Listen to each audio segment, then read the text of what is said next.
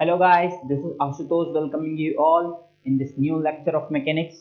तो आज हमारा मैकेनिक्स का आ गया है 9th लेक्चर। हमारी मैकेनिक्स की सीरीज चल रही है सिर्फ और सिर्फ फिजिकैम एकेडमी पर, और ये भी पूरी फ्री ऑफ कॉस्ट है।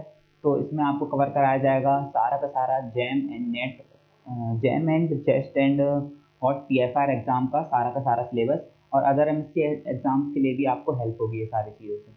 ठीक है, तो इसमें हमारे जो फिजिकैम एकेडमी है उसमें अभी आपको अगर अभी तक आप फॉलो करते हुए नहीं आए हैं, अगर या आप पहली बार देख रहे हैं, तो आपको मैं बता दूं कि सारा का सारा सिलेबस कवर कराया जा रहा है फ्री ऑफ कॉस्ट। चाहे आप फिजिक्स में देख लीजिए या केमिस्ट्री में, दोनों का सिलेबस कंप्लीट कराया जाएगा सिर्फ और सिर्फ 3 मंथ्स के अंदर। 3 मंथ्स के अंदर कंप्लीट सिलेबस आपको करा दिया जाएगा। अगर अभी तक आपने प्रिपरेशन नहीं चालू करी है इन सारे एग्ज़ाम्स की, और अगर आप चाहते हैं कि आप भी अगले सेमेस्टर से आईआईटी में जाएं, आईआईटी में पढ़ें, अपनी आगे की पढ़ाई पूरी करें आईआईटी से, तो प्लीज़ लेक्चर सीरीज को अच्छे से डेडिकेटेडली फॉलो करिए। क्वेश्चंस जो बोले जाते हैं वो सॉल्व करिए, क्योंकि अगर क्वेश्चंस नहीं बताएंगे तो फिर नहीं होने वाला है। तो बात करते हैं मैकेनिक्स की।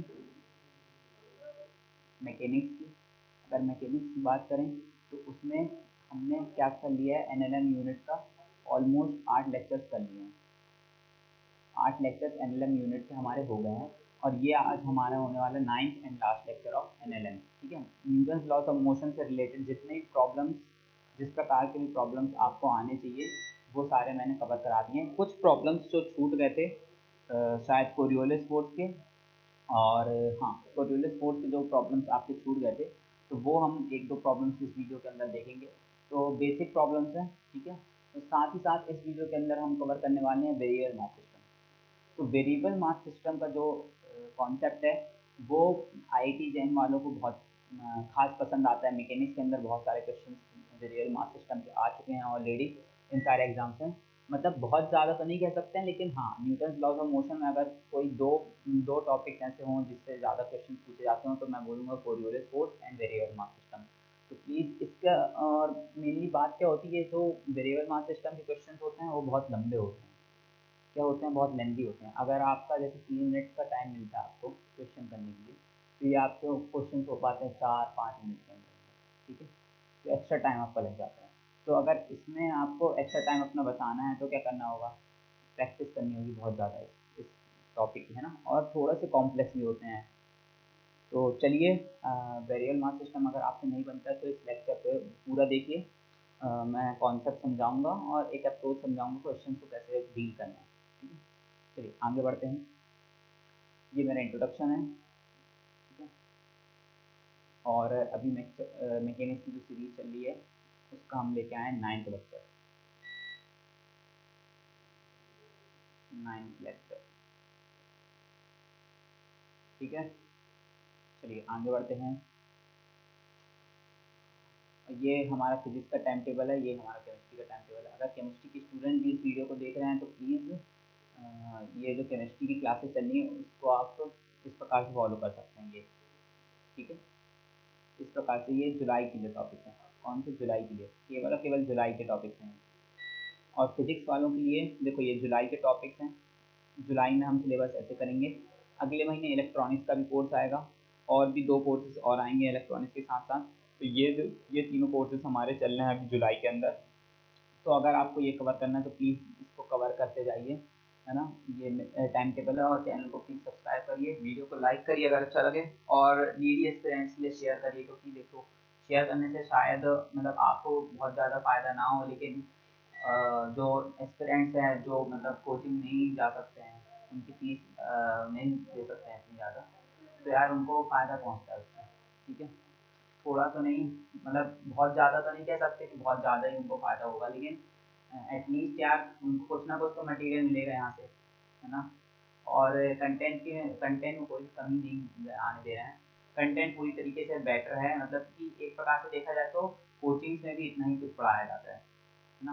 ऑनलाइन कोचिंग्स में भी आपको ये सारी चीज़ें ही प्रोवाइड कराई जाती हैं, और ऑनलाइन में आपकी मेहनत रहती है ऊपर से, जो आप मेहनत कर रहे हो। तो कंटेंट मेरी तरफ से कोई कमी नहीं छोड़ रहा हूँ मैं। कंटेंट आपको पूरा प्रोवाइड कराया जाएगा, डीपी से लेकर सारी चीज़ें।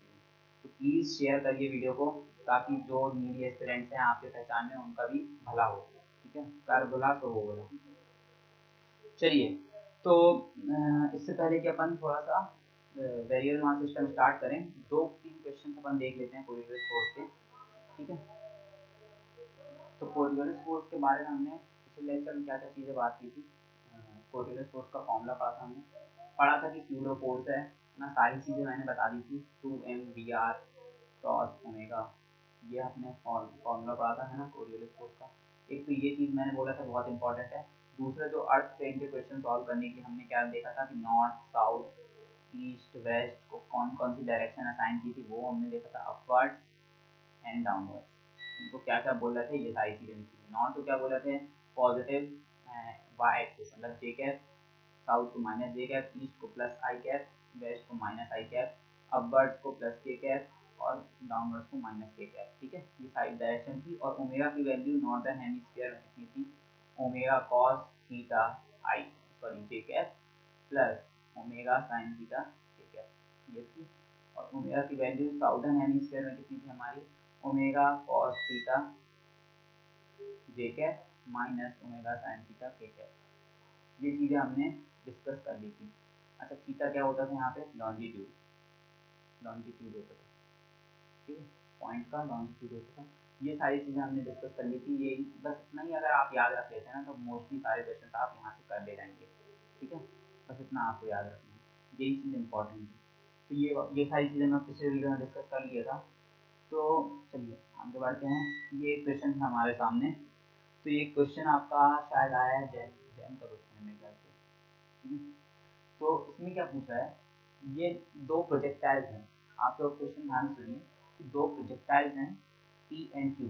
पी है नॉर्दर्न हेमिस्फीयर में और क्यू है साउदर्न हेमिस्फीयर में। तो ये दो प्रोजेक्टाइल्स एक दूसरे की तरफ रिलीज किए जाते हैं। एक दूसरे की तरफ रिलीज कहाँ से किए जाते हैं, अगर ये पी है, पी यहाँ से इधर की तरफ जाएगा तभी तो साउथ की तरफ जाएगा, है ना। तो पी क्यू की तरफ जा रहा है, मतलब पी एंड क्यू से जो प्रोजेक्टाइल रिलीज कर रहे हैं आपस में एक दूसरे की तरफ जा रहा है, तो इधर ही होगा, इधर उधर तो होगा नहीं, है ना।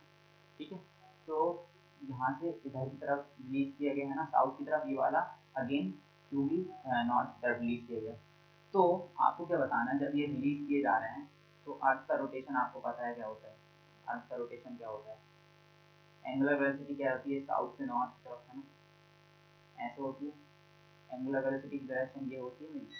ठीक है, तो आपको क्या बताना है यहाँ पे कि पी एंड क्यू किधर की तरफ मूव करें। अगर क्योंकि ये प्रोजेक्टाइल है ना, तो इन पे कोई ना कोई कोरियोलिस फोर्स रहेगा, क्योंकि इनकी वेलोसिटी भी है रोटेटरी फ्रेम में, और प्लस ये एक रोटेटरी फ्रेम है तो ओमेगा भी है ना यहाँ पे।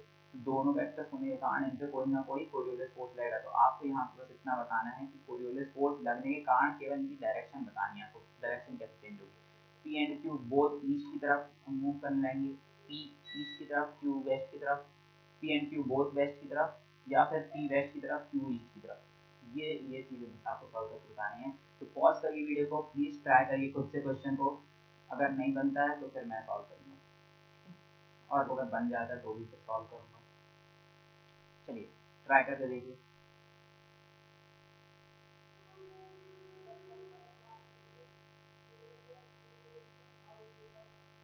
कर लिया ट्राई, मैं करूँ क्वेश्चन।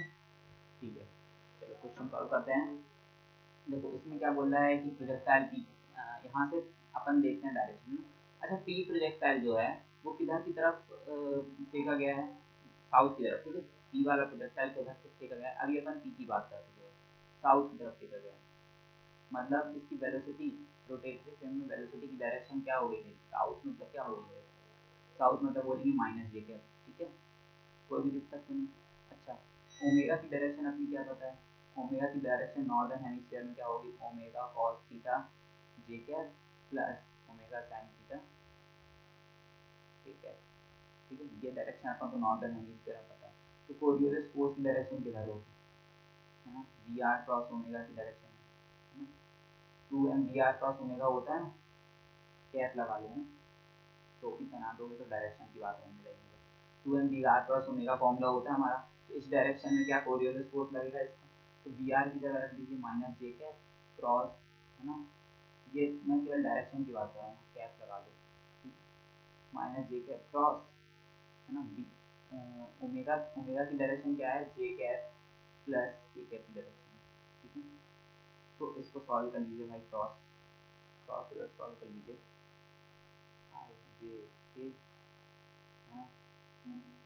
पहला वाला क्या 0 -1 0, सेकेंड वाला क्या है ओमेगा कॉस थीटा।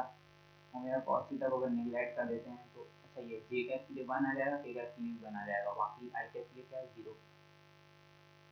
ये जर्नल बनाते आते हैं ना क्रॉस प्रोडक्ट सबसे करके, कोई दिक्कत तो नहीं है ना इसमें। आई जे के करके, ये तो 12th क्लास की चीज़ है, 12th क्लास में अपन ने पढ़ी है सबने क्रॉस प्रोडक्ट, ठीक है मैथमेटिक्स का है ना। तो अगर आपसे नहीं आता तो मैथमेटिकल फिजिक्स में सारी चीज़ें चल रही हैं, अभी वेक्टर चल रहा है, शायद अभी आगे बढ़ गया होगा, तो प्लीज़ वहाँ से आप कर लीजिए। तो इसको सॉल्व करोगे तो क्या आ जाएगा, आई कैप की वैल्यू कितनी आएगी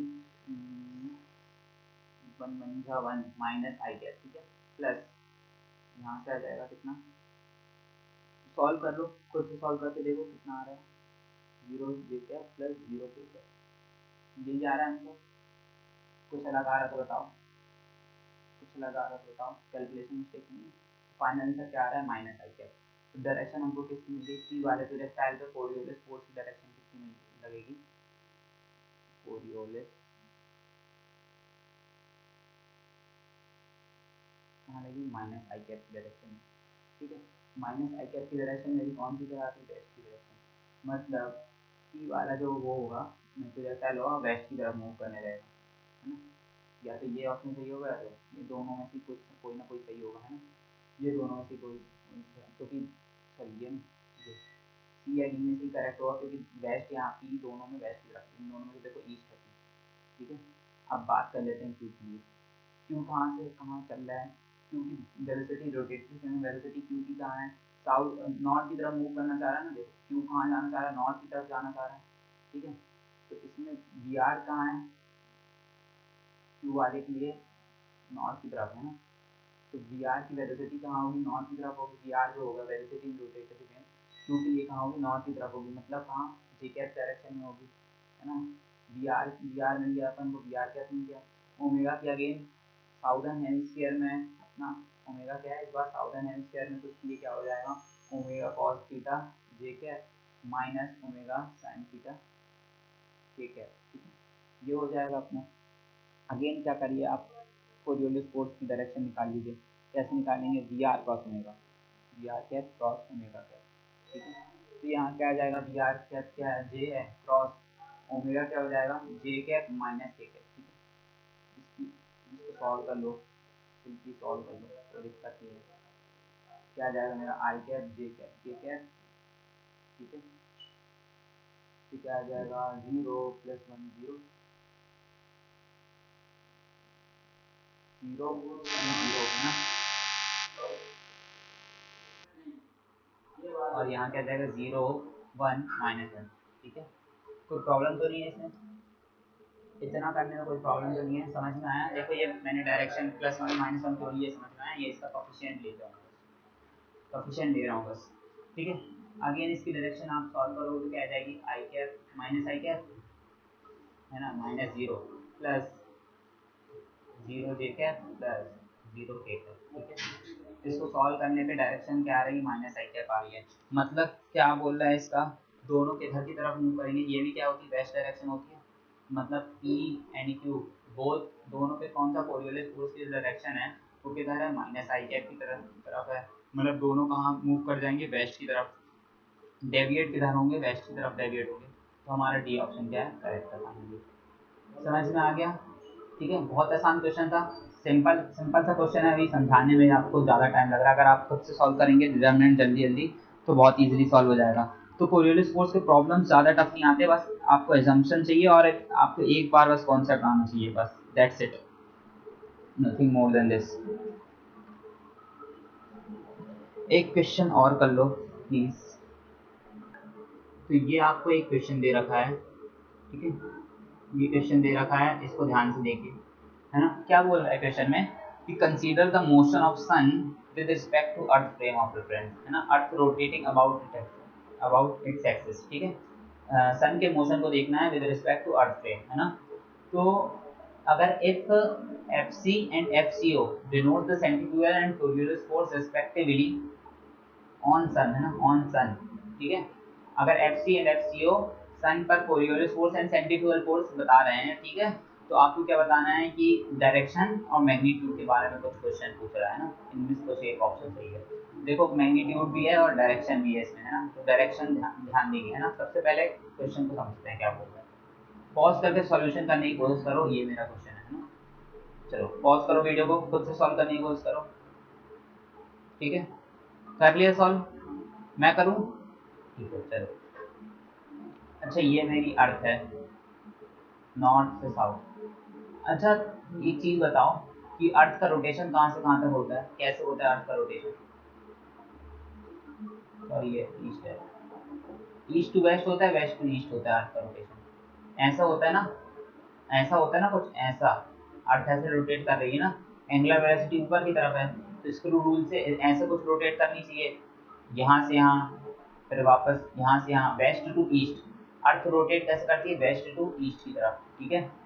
अर्थ वेस्ट टू ईस्ट रोटेट करती है। अगर आपको नहीं पता हो, ज्योग्राफी आपकी थोड़ी सी कमजोर हो, देख लीजिए, ठीक है।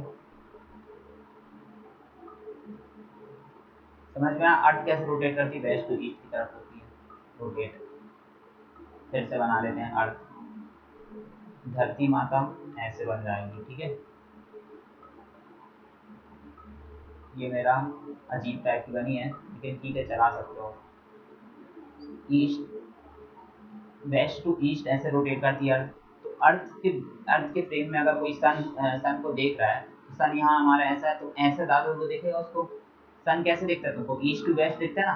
तो सन की जो वेलोसिटी हुई रोटेटरी फ्रेम में, वो क्या लिख सकता हूँ मैं, सन की वेलोसिटी, यहाँ लिखो velocity of sun in the rotatory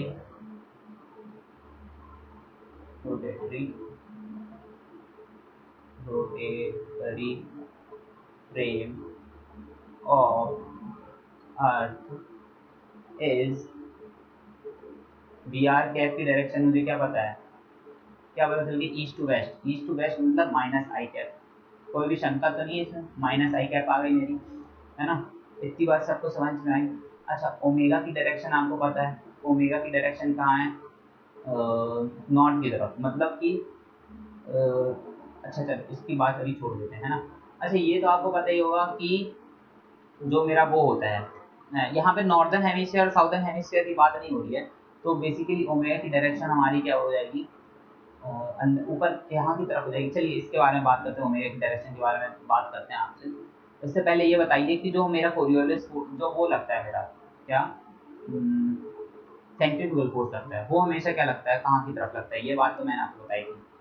ये मेरा फ्रेम ऑफ रेफरेंस है ना, सेंट्रीफ्यूगल, यहाँ पे व्यक्ति जो खड़ा है, सेंट्रीफ्यूगल फोर्स अगर ये ऐसे रोटेट कर रहा है, कुछ ऐसे मान चलिए 2D ऑब्जेक्ट है ना, कुछ इस प्रकार से रोटेट कर रहा है, तो सेंट्रीफ्यूगल फोर्स हमेशा रेडियली आउटवर्ड्स लगता है, रेडियली आउटवर्ड लगेगा, है ना।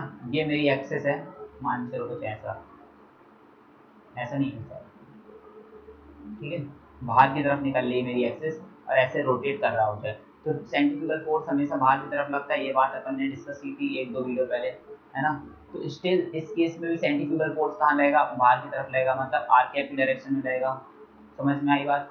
अर्थ के रिस्पेक्ट में भी सेंट्रीफ्यूगल फोर्स कहाँ लगेगा, अर्थ में भी कहाँ लगेगा, सन कहाँ की तरफ झुकता हुआ दिखाई देगा तुमको, बाहर की तरफ, है ना। तो सेंट्रीफ्यूगल फोर्स डायरेक्शन क्या मिल रही है अपन को, R cap, radially outward, radially outward. इतनी बात समझ में आ गई, है ना। चलिए देखिए, अब यहाँ पे ऑब्जेक्ट के बारे में ये नहीं बताया गया है कि जो ये आदमी खड़ा होकर देख रहा है, ये कहाँ से देख रहा है, नॉर्दर्न हेमिस्फीयर या साउदर्न हेमिस्फीयर, ऐसा कुछ भी स्पेसिफाई नहीं किया गया क्वेश्चन में, ठीक है। ये दोनों चीज़ में कुछ भी स्पेसिफाई नहीं किया गया। तो आपको क्या लेना, ओमेगा की वेलोसिटी क्या लेना है, एक जनरल वेलोसिटी लेनी है। इसके रिस्पेक्ट में अगर कोई व्यक्ति सेंटर से देख रहा हो, मतलब अर्थ के सेंटर से देख रहा हो, कहाँ पे, जहाँ पे ये इक्वेटर लाइन गुजरती है ना, अर्थ का सेंटर क्या बोलते हैं, इक्वेटर लाइन यहाँ से गुजरती है ना, ऐसा कुछ। तो ऑब्जेक्ट को कहाँ, यहाँ से लेना है। इक्वेटर पे ओमेगा की वैल्यू क्या होती है, ओमेगा की डायरेक्शन क्या हो जाएगी, ऐसे अर्थ बना के देख लेते हैं ना यहाँ पे ना। ये मेरी क्या है, वी आर है, वी आर है मेरा, है ना। वी आर किधर किधर की तरफ है, माइनस आई कैप की तरफ है। अच्छा यहाँ से खड़े होकर देखा जाए तो ओमेगा की डायरेक्शन ये होगी कुछ, ओमेगा की डायरेक्शन ये होगी ना, ये नॉर्थ है अगर ये साउथ है, ओमेगा की डायरेक्शन साउथ से नॉर्थ होगी, तो यहाँ पे कोई इक्वेटर पे कोई व्यक्ति खड़ा है तो उसको क्या दिखेगी, ओमेगा की डायरेक्शन साउथ से नॉर्थ मतलब ऊपर की तरफ, मतलब जे कैप, ठीक है। ओमेगा की डायरेक्शन क्या हो जाएगी मेरी, टोटली जे कैप के बराबर हो जाएगी, क्योंकि इक्वेटर में थीटा की वैल्यू मेरी क्या हो जाती है, तो इक्वेटर का लॉन्जिट्यूड क्या हो जाएगा, साइन थीटा की वैल्यू 0 हो जाएगी, मतलब लॉन्जिट्यूड मेरा 0 डिग्री होगा, 0 डिग्री हो जाएगा, इसलिए मेरी साइन थीटा की वैल्यू 0, मतलब के वाला कंपोनेंट मेरा वैनिश हो जाता है, तो ओमेगा कॉस थीटा की वैल्यू क्या हो जाती है, 1 हो जाती है, मतलब जे कैप वाला कंपोनेंट 1 हो जाता है, ठीक है। इसलिए पूरी की पूरी ओमेगा क्या रहती है, जे कैप की तरफ रहती है। अच्छा, अगर ये बातें पता चल गई, आर कैप की डायरेक्शन मेरी कैसी आएगी, बाहर की तरफ आएगी, आर कैप की डायरेक्शन बाहर आएगी, कोई भी शंका तो नहीं ना, देखो आर कैप तो हमेशा बाहर ही रहेगा ना, अर्थ में यहाँ पे आर कैप किधर होगा, ऐसे यहाँ पे इधर की तरफ, मतलब सेंटर से बाहर की तरफ होगा इस पॉइंट पे, क्योंकि ये सामने सामने का व्यू मिल रहा है आपको अर्थ का, कौन सा, सामने वाला व्यू, समझ में आ रही बात क्या बोल रहा हूँ मैं, तो इस प्रकार से बोल रहा हूँ, अरे अर्थ ही मिट गई, ठीक है, ऐसे बात कर रहा हूँ मैं, ये मेरी हो गई आर कैप की डायरेक्शन, ठीक है, ये तीनों डायरेक्शन होंगी। अच्छा, कोरियोलिस फोर्स क्या लगता है, 2m dr क्रॉस ओमेगा, ठीक है, कोरियोलिस फोर्स यही लगता है, ठीक है। अगर मैं डायरेक्शन की बात करूँ तो क्या हो जाएगी मेरी डायरेक्शन, क्या हो जाएगी, इसको काट दूंगा, डायरेक्शन है ये निकाल दूंगा, V R cross omega, V R इधर की तरफ है, ओमेगा इधर की तरफ है, तो इनका क्रॉस प्रोडक्ट करके देख लो, क्रॉस प्रोडक्ट करो, स्क्रू लगाओ, इस डायरेक्शन में फिंगर्स को कर्ल करो, तो क्या आ जाएगा मेरा, फिंगर कहाँ की तरफ जाएगी, जो अगर इस डायरेक्शन में कर्ल किया आपने, फिंगर्स मेरी किधर की तरफ जा रही है, अंदर की तरफ जा रही है ना, जो सॉरी थंब जो मेरा अंदर की तरफ जा रहा है, स्क्रू लगाते सबसे आता है ना, अगर इस डायरेक्शन में फिंगर्स को कर्ल करो तो जो मेरा थंब है वो अंदर की तरफ पॉइंट करेगा, मतलब रेडियली इनवर्ड्स, तो मेरी डायरेक्शन क्या आ जाएगी, रेडियली इनवर्ड्स, मतलब माइनस आर कैप की डायरेक्शन आ जाएगी, कोरियोलिस फोर्स की डायरेक्शन क्या आ गई, माइनस आर कैप की तरफ। अच्छा, मैग्नीट्यूड निकाल लेते हैं कोरियोलिस फोर्स का, 2m बी आर ओमेगा, है ना, V R omega minus of R cap, ठीक है, यही आएगा मैग्नीट्यूड मेरा, 2m B R cross omega होता था, बी आर क्रॉस ओमेगा की डायरेक्शन क्या आ गई, माइनस आर कैप आ गई, और बी आर ओमेगा तो अपने मैग्नीट्यूड हो गया है ना, रोटेटरी फ्रेम वेलोसिटी के और ओमेगा की, इतनी बात समझ में आ गई। चलो इसको फर्दर सॉल्व कर लो, 2 सेकेंड रुकना, सेंट्रीफ्यूगल फोर्स की वैल्यू क्या होती है, M V square upon R, ये एम आर ओमेगा स्क्वायर, ठीक है, ये होती है मेरी, और डायरेक्शन आर कैप की तरफ है, ठीक है। अब अगर मैं क्या करूँ, इस इक्वेशन में बी आर की जगह क्या रख दूंगा मैं, अगर ओमेगा आर रख दूंगा, ठीक है, बी आर की जगह क्या रख दूंगा, ओमेगा आर, है ना। अच्छा, ये ओमेगा आर किस प्रकार से रख रहा हूँ, इसको बहुत ध्यान से समझना है ना, क्योंकि ये रोटेटरी फ्रेम की वेलोसिटी है, मैं अर्थ की रेडियस का मल्टीप्लिकेशन उसकी एंगुलर वेलोसिटी से करके रोटेटरी फ्रेम की वेलोसिटी नहीं ले सकता, गलत है, क्यों गलत है, ये क्या आ जाएगी, अर्थ की वेलोसिटी आ जाएगी, अर्थ की टेंजेंशियल वेलोसिटी आ गई, मुझे अर्थ की टेंजेंशियल वेलोसिटी नहीं चाहिए, मुझे चाहिए सन की वेलोसिटी इन रोटेटरी फ्रेम, मतलब सन की जो वेलोसिटी है अर्थ के रिस्पेक्ट में वो बताना मुझे।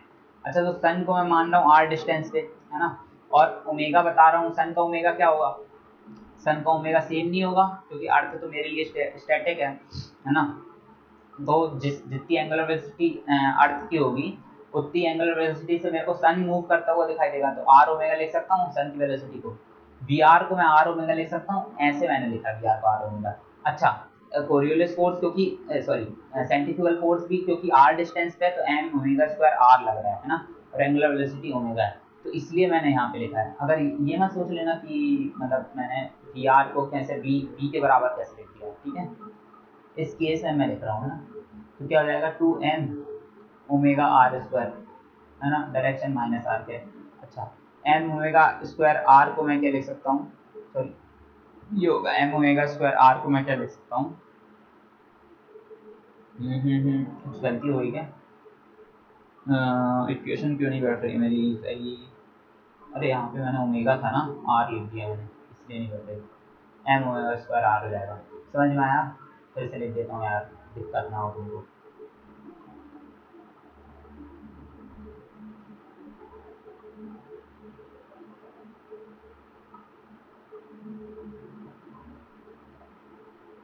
एफ कोरियोलिस क्या था मेरे लिए 2m बी आर ओमेगा है ना माइनस आर कैप। तो बी आर को मैंने यहाँ पे क्या लिख दिया था, बी आर को क्या लिख दिया था ओमेगा आर, ठीक है। बी आर को ओमेगा आर लिख रहा था मैं, ओमेगा आर लग देंगे तो क्या हो जाएगा 2m omega R into omega minus R cap, ठीक है। क्या हो जाएगा 2m R omega square minus R cap, ठीक है। ये कोरियोलिस फोर्स की वजह से था, कोरियोलिस फोर्स आ गया मेरा, ठीक है। कोई दिक्कत तो नहीं, कोरियोलिस फोर्स की वैल्यू मुझे मिल गई है। अच्छा इसकी जगह मैं एम आर ओमेगा स्क्वायर, ये माइनस साइन बाहर ले जाता हूँ, 2m R square omega R cap, ठीक है। 2m R omega square R cap, ये हो गया, ये माइनस साइन आगे लिख दिया। अच्छा ये जो वैल्यू है ये पूरी वैल्यू यहाँ पे रख दूँ, इस जगह पे रख दूंगा, क्या आ जाएगा -2 FC ऑफ कोरियोलिस फोर्स, क्या जाएगा -2 of FC, -2 times of FC। इतनी बात समझ में आ गई, ठीक है। दोनों चीज़ें आप देखो अपनी निकल गई हैं। एफ सी क्या था हमारा, रेडियली आउटवर्ड्स था, है ना। मैच करके देखो, रेडियली आउटवर्ड्स के पहले 3 ऑप्शन है, ठीक है। और कोरियोलिस फोर्स की वैल्यू -2 FC होगी, यही है ना, ये आ रहे हो। बी क्या हो जाएगा अपना करेक्ट आंसर हो जाएगा। करेक्ट आंसर क्या बोल देंगे बी, समझ में आ गया, कोई दिक्कत तो नहीं, ये वाला ऑप्शन करेक्ट है। चलो आगे बढ़ते हैं अपने नए टॉपिक की तरफ, variable mass system. Coriolis force से कुछ और क्वेश्चंस मैं तुमको सेंड कर दूंगा व्हाट्सएप उस पर, व्हाट्सएप बोल रहा हूँ सॉरी, टेलीग्राम ग्रुप पे, और शायद व्हाट्सएप ग्रुप भी अब बन गया है, तो उस पर मैं सेंड कर दूंगा, तो वहाँ से आप सारे क्वेश्चंस कर लीजिएगा। आज का टॉपिक क्या है, variable mass system. Variable mass system के बारे में जानते हैं क्या सारे लोग, क्या होता है वेरिएबल मास सिस्टम का मतलब, ऐसे सिस्टम जिनमें मास चेंज हो रहा हो, मास क्या हो वेरिएबल हो। सिंपल से नाम से पता चल रहा है कि मास क्या है, यहाँ पे वेरिएबल है। मतलब अर्लियर क्वेश्चन जो भी हम करते थे, मान चलो एक पुली ऐसे, पुली से या टेंशन से ऐसे खिंच रहा होगा, है ना, तो यहाँ मास m होता था। अब ये मास, ये m का वेट जो होता था, इस पे mg लग रहा होता था, ठीक है, नीचे की तरफ नॉर्मल रिएक्शन n लग रहा होता था, टेंशन खींच रहा है, तो यहाँ पे मास चेंज होता था क्या, m की वैल्यू चेंज होती थी क्या, नहीं होती थी। m लिख देते थे, f नेट की वैल्यू क्या लिख देते थे, सीधे सीधे m लिख देते थे, कोई दिक्कत तो नहीं।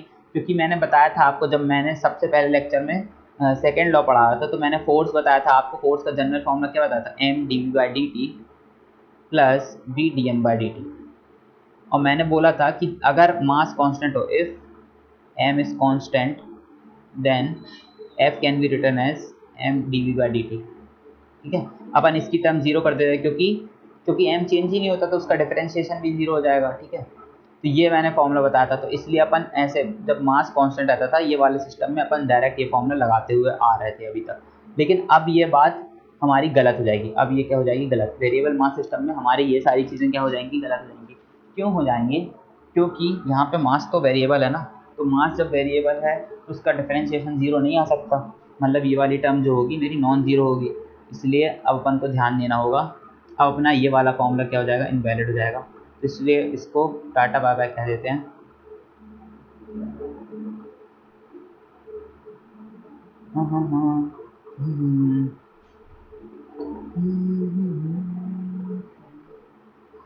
ये वाला फॉर्मूला आप नोट कर लीजिए, मतलब जो हमारा ये वाला लॉ रहेगा, फोर्स वाला लॉ रहेगा, वो क्या हो जाएगा, ये हो जाएगा, ठीक है। ये फॉर्मूला लगेगा हमेशा।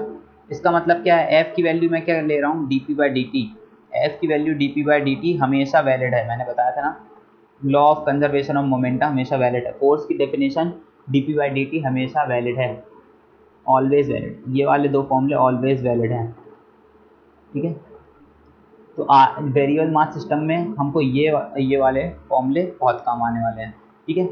अच्छा इतना समझ में आ गया। अब वेरिएबल मास सिस्टम कौन कौन से होते हैं उसके एग्जांपल, मान के चलो मैं एक रेन ड्रॉप ले लूँ, है ना, रेन ड्रॉप है मेरी, रेन ड्रॉप अगर ऊपर से नीचे की तरफ गिरती है, बादल से नीचे की तरफ गिर रही है, तो इसमें छोटी छोटी रेन ड्रॉप जो रहती थी वो एक्यूमुलेट हो जाती है ना, एक्यूमुलेट होती जाती हैं इसके सरफेस पे एक्यूमुलेट हो रही हैं, तो इसका अगर मास m था तो कुछ और आके चिपक गया इस पर धीमे धीमे, और सारी रेन ड्रॉप्स इसमें चिपक रही हैं, तो इसका मास बढ़ता जा रहा है धीमे धीमे, तो जब ये नीचे की तरफ गिर रही है तो इसका मास भी चेंज हो रहा है, तो उसको डायनेमिक्स को इफेक्ट करता है। तो ये कौन सी कंडीशन स्नोफॉल में भी होता है। स्नोफॉल में भी जब कोई बर्फ़ का गोला ऐसे नीचे की तरफ गिरता है तो जो आसपास की बर्फ़ रहती है वो उसमें चिपकती जाती है ना, स्नोफॉल हो गया, रेनफॉल हो गया। अच्छा, रॉकेट वाला जो सिस्टम होता है, रॉकेट वाले जो क्वेश्चन होते हैं रॉकेट प्रोपल्सन में, उसमें जो गैस रहती है वो नीचे की तरफ निकलती जाती है, तो उसका मास कम होता जाता है, गैस का फ्यूल कम होता जाता है। तो क्या होता है, रॉकेट प्रोपल्सन वाले क्वेश्चन में भी मास चेंज होता है, प्रोपल्सन है ना। ये सारे क्वेश्चन की बात करेंगे हम। अच्छा, एक बहुत ही फेमस चेन प्रॉब्लम है, चेन प्रॉब्लम। ये वाले क्वेश्चंस काफ़ी आते हैं। तो ये वाले जो क्वेश्चन होते हैं वेरिएबल मास सिस्टम की, ये बहुत पूछता है जेम में, ठीक है। इसलिए ये दो फॉर्मूले तो बेसिक हैं, इसके बिना आपका काम चल ही नहीं सकता, ठीक है। अगर ये दो प्रॉब्लम से मैं एक क्वेश्चन आपको दूं तो प्लीज़ करना आप, है ना। चलो एक क्वेश्चन नोट करो, देखो क्वेश्चन क्या है मेरे क्वेश्चन में। A particle is at rest, a particle is at rest, है ना, at t equals to 0, t equals to 0, a force act on it which is F equals to F naught 1 minus t upon tau, where tau is a constant, tau is a constant, begins to act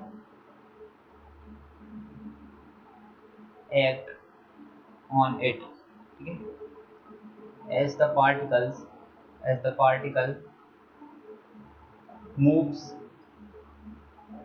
आगे find up किया, moves, its mass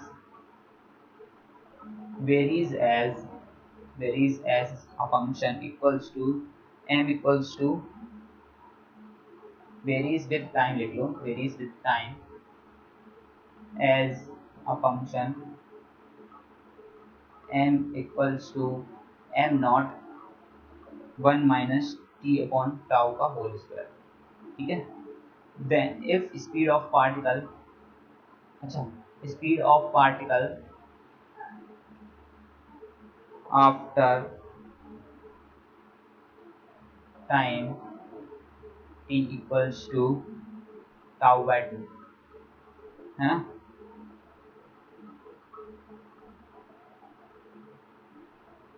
क्या आ जाएगा मेरा, tau F naught upon M naught D, 2 tau F naught upon M naught, C क्या जाएगा 3 tau by 2 F naught upon M naught, ठीक है। और डी क्या जाएगा मेरा, tau F naught upon 2 M naught, ठीक है। ये आ जाएगा। क्या क्वेश्चन क्या पूछ रहा है आपसे, इस क्वेश्चन में आपको दे रहा है कि t इक्वल टू 0 पे एक ऑब्जेक्ट रेस्ट, एक पार्टिकल रेस्ट था, उस पर एक फोर्स लगना चालू हुई जो टाइम के साथ वेरी करेगा, मतलब टाइम वेरिंग फोर्स है। क्या है, टाइम वेरिंग फोर्स।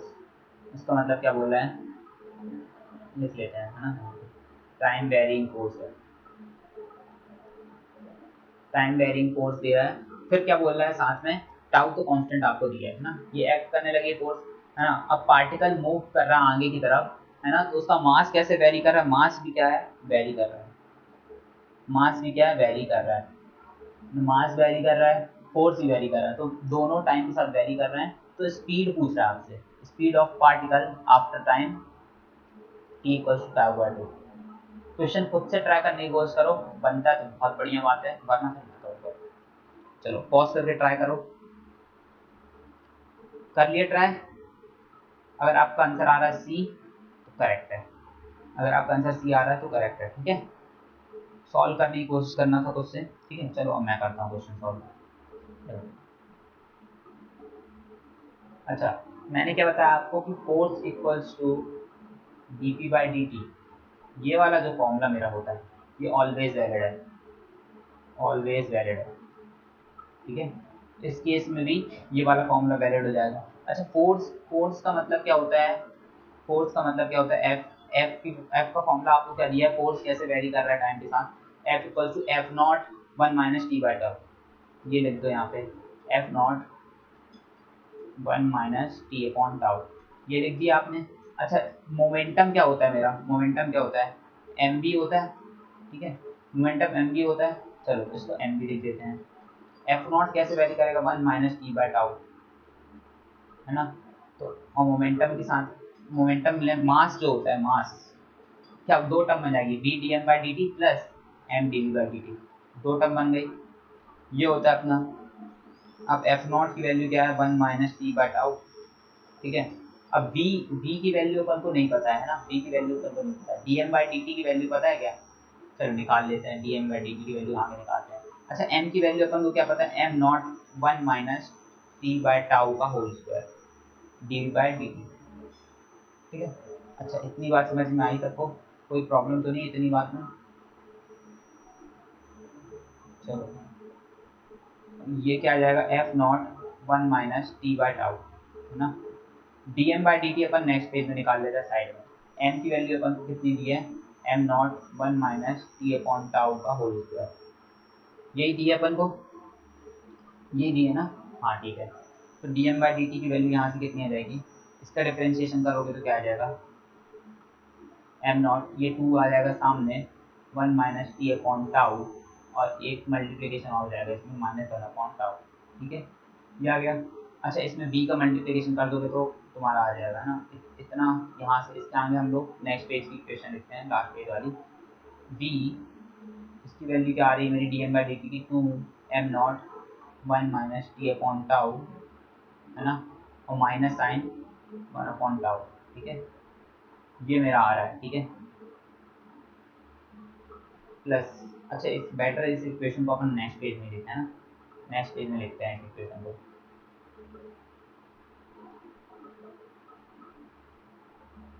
इसको रेस कर रहा हूँ, ठीक है। क्या बन जाएगी मेरी equation, F not 1 minus T upon tau equal to be 2 M not, sorry minus 2 M not 1 minus T by tau 1 by tau, यही बन रही है अपनी इक्वेशन, ये बन रही है। प्लस इसके साथ एक और टर्म थी, लास्ट टर्म कौन सी थी, ये वाली, है ना, M not 1 minus T by tau, M not 1 minus T by tau का whole square D by D T, ठीक है। ये इक्वेशन बन रही है, इसको और सॉल्व करने की कोशिश करो, फर्दर सॉल्व करने की कोशिश करो। देखो एफ नॉट तो अपना कांस्टेंट है, टी नाउ टाउ भी अपना कांस्टेंट है, तो सॉल्व करोगे तो क्या जाएगा, इक्वेशन सॉल्व करो तो F not 1 minus T by tau की इक्वेशन, देखो इसमें भी एक टर्म है, इसमें भी एक टर्म है, इसमें भी एक टर्म है, इसमें दो टर्म है, सॉरी, है ना, 1 माइनस टी बाई टाउ की, ठीक है। तो इक्वेशन को डिवाइड कर दूँ, divide the complete equation by this term, ठीक है। अगर मैं ये वाला स्टेप कर दूँ तो मेरा इक्वेशन थोड़ा सा बेटर हो जाएगा, क्या हो जाएगा, लिख देता हूँ, divide our equation by 1 minus T by tau, ठीक है। तो क्या बन जाएगी मेरी इक्वेशन नाउ, अब क्या बन गई, एफ नॉट ये कैंसिल हो जाएगा, है ना। अच्छा यहाँ क्या बन जाएगा, 2 एम नॉट बी, ये कैंसिल हो जाएगा तो एक बचेगा टाउ अपॉन, अपॉन में केवल टाउ बच जाएगा, प्लस एम नॉट, इसमें अभी भी एक और टी अपॉन टाउ बच जाएगा क्योंकि स्क्वायर था, एक कैंसिल हो गया, एक बच गया, डी बाई डी टी। अच्छा देखो b की टर्म है और t की टर्म है, अगर इस डिफरेंशियल इक्वेशन को सॉल्व कर लेंगे तो b के रिस्पेक्ट में अपन नहीं, b की वैल्यू मिल जाएगी at t equals to any any time, है ना। अपन को निकालने क्या बोल रहा है, t equals to tau by 2 पे स्पीड निकालने बोल रहा है ना, तो इस वाली डिफरेंशियल इक्वेशन रख देंगे, सीधे आंसर आ जाएगा। पार्टिकल इनिशियली रेस्ट में था तो लिमिट्स मेरी क्या हो जाएंगी, अगर मैं बोलूँगा initially at t equals to 0 पे पार्टिकल की वेलोसिटी 0 थी क्योंकि रेस्ट में था, at t equals to tau by 2 पे अपन को निकालनी है, v निकालना है ना। सिंपली क्या करोगे, इस इक्वेशन को सॉल्व कर दोगे। अच्छा सबसे पहले सब्स्टिट्यूट करो वैल्यूज को, F naught minus 2 M V upon tau, यही आ रहा है ना, इस टर्म को मैंने इधर भेज दिया है ना, इक्वल्स टू इसकी वैल्यू किसके बराबर हो जाएगी, am not 1 minus T upon tau D by D T, यही है ना, हाँ यही है। अच्छा इसको एम नॉट भी करना है ना, इसको डिवाइड करके देखते हैं इक्वेशन को, क्या आ रहा है, एफ नॉट का एम एम नॉट माइनस, अच्छा रुको इससे काम नहीं करना है, ये इक्वेशन में टी भी है, यहाँ पे तोड़ना पड़ेगा थोड़ा सा,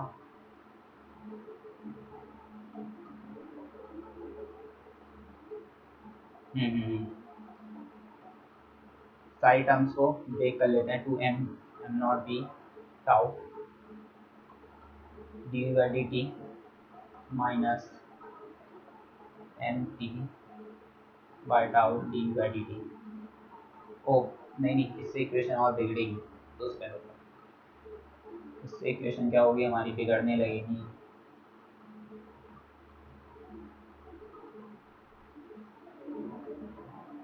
क्या करेंगे, इसी को सब्स्टिट्यूट करते हैं, पूरा का पूरा डी टी वाली टर्म वहाँ लेके जाते हैं, डी टी वाली टर्म ये लेके गए और इसके साथ साथ क्या लिख दिया अपन ने, 1 माइनस टी बाई टाउ लिख दिया, है ना, ये लिख दिया। और ये वाली पूरी टर्म को यहाँ उठा के ले आते हैं, एम नॉट ऊपर का ऐसे कैसे रखा रहेगा upon 1 minus sorry F naught minus 2 MV upon tau, ये वाली टर्म ऐसे आ गई, ऊपर बच गया मेरा डी वी। ठीक है, इसको अब इंटीग्रेट करके देखते हैं, इसको इंटीग्रेट कर देते हैं। ठीक है, तो देखो उल्टा करके लिख रहा हूँ मैं इस इक्वेशन को, कैसे लिख रहा हूँ, am not upon F naught tau, ये इसका एलसीएम ले लूँ, F naught tau up minus 2 MV, है ना, तो नीचे टाउ बचेगा तो टाउ को मैं ऊपर लिख दे रहा हूँ। इक्वेशन सॉल्व करने पे यही आएगा। ठीक है, इस वाली टर्म को मैंने इधर लिख दिया, इस वाले को इधर लिख देता हूँ ना, राइट साइड में क्या जाता है मेरा, tau minus T upon tau, है ना, tau minus T upon tau की डी टी की वैल्यू कितनी आ रही है।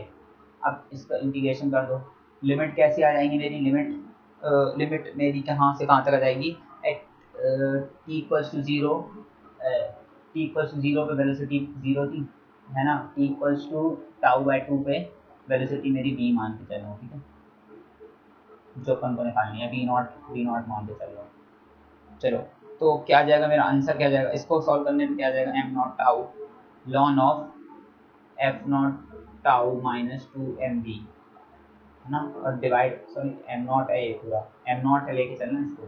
ठीक है, एम नॉट है, देखो यहाँ एम नॉट का, तो इस डिवाइड क्या हो जाएगा, -2m0 से डिवाइड हो जाएगा। ये आ गया मेरा left hand side. Right hand side क्या आ जाएगा मेरा, इस पे लिमिट कहाँ से कहाँ तक की है, लिमिट कहाँ से कहाँ तक की, 0 से v0 की, और इसको सॉल्व करने पे क्या आ जाएगा, 1/टाउ तो बाहर आ गया, और equation solve tau T minus T square by 2, 0 से टाउ बाय 2 तक। ठीक है, चलो इस वाली इक्वेशन को एम नॉट कैंसिल हो गया, माइनस टाउ बाय 2 बचा, यहाँ पे माइनस टाउ बाय 2 बचा, और lawn of F naught tau minus 2m0 v minus 2m0 v, इतना आ गया। पीछे की तरफ देखते हैं क्या बचा, इक्वेशन में वैल्यू रखनी पड़ेगी, लिमिट रखनी पड़ेगी 0 से v0। ठीक है, और यहाँ क्या जाएगा मेरा, टाउ बाय 2 था, v था ना मेरा, सॉरी 1/टाउ, 1/टाउ, 1/टाउ T tau minus T square by 2, 0 से टाउ बाय 2। इक्वेशन सॉल्व करने की कोशिश करो, क्या आ जाएगा भाई, इक्वेशन सॉल्व करो, ये एक टर्म तो ऐसी आ जाएगी अपनी कुछ इस प्रकार से, ये वाली टर्म सॉल्व करते हैं, लॉन पहली वाली लिमिट रखेंगे तो क्या आ जाएगा, F naught tau minus M naught V naught. ठीक है, ये आ गया मेरा माइनस, फिर सेकंड में लॉन डी की वैल्यू 0 रखेंगे तो क्या आ जाएगा, एफ नॉट टाउ आ गया, ये आ गया, ये हमारे लिमिट रखने के बाद है ना, यहाँ पे लिमिट रख दोगे क्या आ जाएगा, 1/टाउ है, ये वाली इक्वेशन कैसे बन जाएगी, टाउ स्क्वायर बाय 2 बन जाएगा, माइनस ये पहली लिमिट रखना है तो, ठीक है, अपर लिमिट रखने पे क्या आ जाएगा, टाउ स्क्वायर बाय 4 हो जाएगा, tau square by 8, tau square by 8 final हो जाएगा। ठीक है, 0 रखने पे दोनों टर्म 0 आ जाएंगी तो उसको लिखने की जरूरत नहीं, ये हमारा आ रहा है। अच्छा, अब कैंसिल कर दो, कैंसिल वाला हम काम चालू करते हैं ना, लॉन, अच्छा ये माइनस है, इसको लॉन को ऐसे लिख सकता हूँ, F naught tau minus 2m0 V naught upon F naught tau, ये लिख दिया मैंने, कोई भी शक तो नहीं इसमें। अच्छा, ये टाउ टाउ कैंसिल कर देते हैं तो क्या बचेगा, tau by 2 minus tau by 8, यही बच रहा है मेरा, राइट हैंड साइड में यही बच रहा है। टाउ टाउ अगेन कैंसिल कर लेते हैं, क्या टाउ नॉट बाय 2 भी कैंसिल हो जाएगा, देखो चलिए इक्वेशन सॉल्व करते हैं एक एक करके। अच्छा, ये वाली term F naught tau minus two F naught V naught upon F naught tau, ये यहाँ ले जाते हैं, क्या बन जाएगा minus two by tau, tau by two common इनमें से, tau by two common minus tau by one upon four बचा, कोई दिक्कत तो नहीं इसमें, ये कैंसिल हो जाएगा, minus sign minus three by four बचा, राइट हैंड साइड में माइनस थ्री बाय फोर बचा, लॉन की वैल्यू वहाँ चली आएगी तो क्या आ जाएगा मेरा आंसर,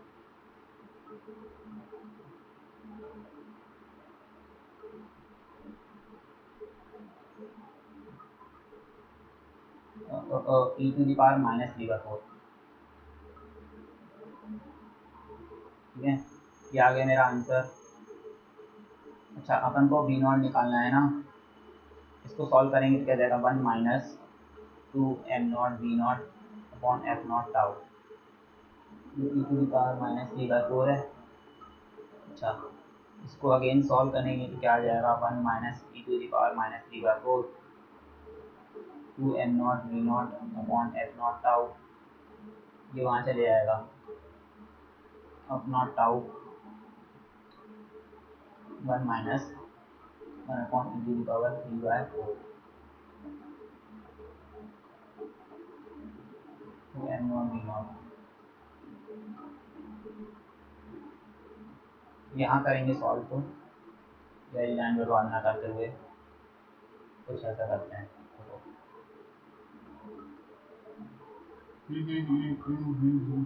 बी नॉट की वैल्यू क्या जाएगी लास्ट में, F naught tau upon two M one minus one upon E to the power three by four, ठीक है। अब इसको सॉल्व करके देख लेते हैं क्या आ रहा है आंसर। ये तो यार मैच नहीं कर रहा, लेकिन आंसर ना, इसकी वैल्यू अपनी थ्री के आसपास आनी चाहिए, लेकिन इसकी वैल्यू आ रही है 0.53 के आसपास, ठीक है। इसको सॉल्व करने पे तो कुछ ना कुछ कैलकुलेशन मिस्टेक ज़रूर हुई होगी पीछे की तरफ।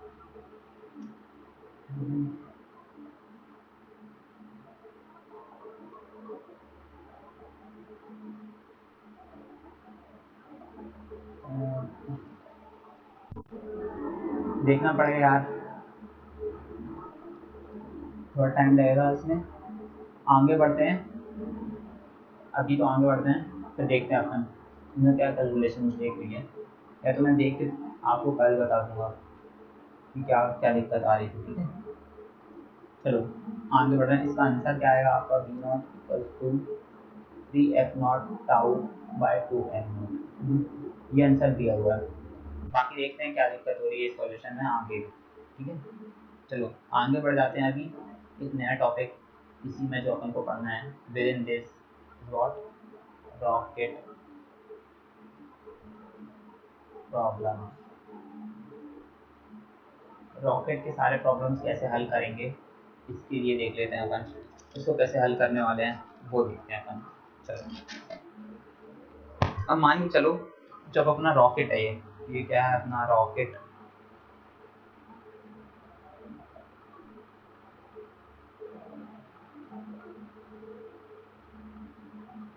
इसरो, ठीक है, इसरो का रॉकेट है, ये ऊपर की तरफ जा रहा है, इसका मान ले चलो इसका टोटल मास क्या है मेरा m, ठीक है, क्या है m, m क्या है मेरा mass of rocket, mass of rocket, ठीक है। अच्छा, मतलब ये मास मेरा इनिशियल मास का, ठीक है, इनिशियल मास का, क्योंकि देखो चेंज तो हो रहा है ना, चेंज हो रहा है, मास चेंज होता है, रॉकेट ऊपर जा रहा है तो पीछे की तरफ फ्यूल दे रहा है, ये क्या निकल रहा है मेरा फ्यूल, तो रॉकेट निकलता है तो गैस फ्यूल निकलता है उसमें, गैस फ्यूल, फ्यूल क्या निकलता है गैस के फॉर्म में यूज होके निकलती, जो गैस निकलती है पीछे की तरफ, देखा ही होगा आपने, कोई बड़ी बात नहीं है ना। तो इसका मास आपको उनको पता है, इनिशियल मास ये था, ठीक है, और इनिशियल वेलोसिटी कितनी थी, इनिशियल वेलोसिटी मान लेता हूँ B, initial velocity of rocket क्या मान ली मैंने, बी मान ली। अच्छा, अगर मैं बोलूँ कि रॉकेट के रिस्पेक्ट में, क्या बोल रहा हूँ, रॉकेट के रिस्पेक्ट में फ्यूल की वेलोसिटी कितनी है मेरी, तो मैं इसको बोल रहा हूँ V R, velocity of gas with respect to rocket. Rocket के रिस्पेक्ट में ये जो वेलोसिटी है फ्यूल की वो मैं ले रहा हूँ वी आर, इसकी इनिशियल वेलोसिटी ले रहा हूँ वी। अच्छा, अब डेल एम क्या हो रहा है मेरा, change in mass of rocket. ठीक है, change in mass of rocket, ये क्यों होगा, ड्यू टू फ्यूल इजेक्टेड, है ना। ये क्या है, mass of fuel ejected, mass of fuel ejected through gas. इसी कारण तो मेरा वो चेंज हो रहा है, क्या, इसी कारण रॉकेट का मास चेंज हो रहा है। ठीक है, इतनी बात समझ में आ रही है। मास क्यों चेंज हो रहा है रॉकेट का, क्योंकि फ्यूल निकल रहा है डेल एम, है ना, पर सेकेंड कुछ ना कुछ फ्यूल गैस नीचे की तरफ निकल रही है ना, और उसके कारण जो चेंज इन वेलोसिटी आ रहा है, वेलोसिटी में चेंज आ रहा है, क्योंकि रॉकेट ऊपर की तरफ और तेजी से बढ़ रहा है, change in velocity of rocket. ठीक है, ये अपना क्या दे रहा है, चेंज मतलब increase in velocity of rocket. ठीक है, ये क्या ले रहे हैं अपन, डेल वी। ये सारी चीज़ समझ में आ गई, पांचों नोटेशन समझ में आ गए, मैं किस चीज़ को क्या बोल रहा हूँ ना। एम समझ में आया, initial mass, velocity initial velocity, है ना, डेल वी ऊपर की तरफ इंक्रीज हो रहा है ना।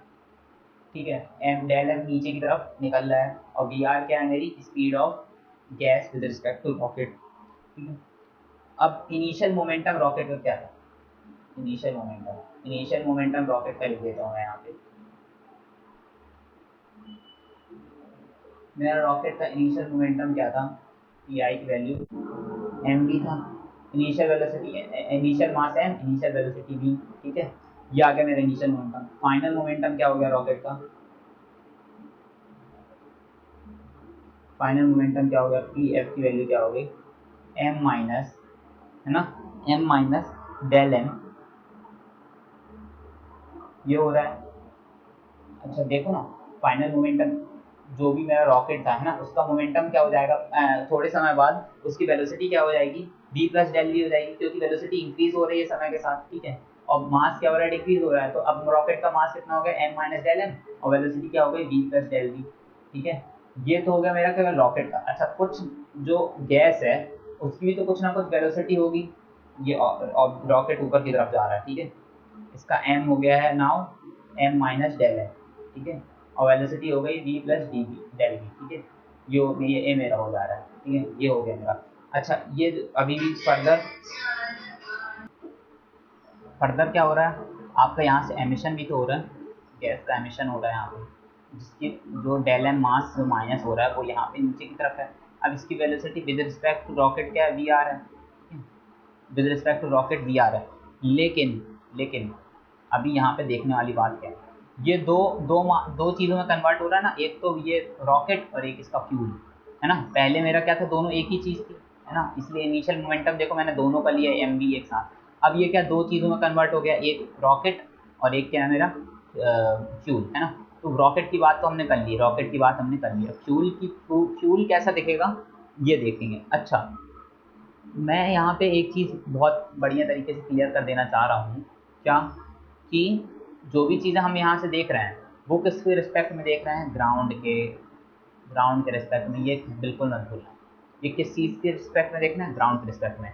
तो क्या मैं इसको M del M V R लिख सकता हूँ, नहीं, ये गलत हो जाएगा। क्यों, वी आर किसके रिस्पेक्ट में वेलोसिटी है फ्यूल की, रॉकेट के रिस्पेक्ट में, तो ये वाली टर्म मैं नहीं लिख सकता हूँ। मुझे रॉकेट के मतलब जो फ्यूल की वेलोसिटी है वो मुझे किसके रिस्पेक्ट में निकालनी पड़ेगी, अर्थ के रिस्पेक्ट में, मतलब ग्राउंड के रिस्पेक्ट में। मुझे क्या दिख रही है फ्यूल की वेलोसिटी, मैं ग्राउंड पे ऐसा खड़ा हूँ, कुछ ग्राउंड पे ऐसा खड़ा हूँ। ठीक है, अच्छा, ऊपर की तरफ अगर जैसे ये रॉकेट से फ्यूल निकलता होगा, जैसे ही रॉकेट से नीचे की तरफ वी आर फ्यूल निकलता होगा, उसकी एक तो इनिशियल वेलोसिटी होती होगी वी ऊपर की तरफ। क्यों, क्योंकि रॉकेट भाई ऊपर की तरफ तो मूव कर ही रहा है ना, ऊपर की तरफ लगातार मूव कर रहा था इनिशियल वेलोसिटी, लेकिन नीचे की तरफ फ्यूल भी निकल रहा है वी आर, है ना, वी आर वेलोसिटी से।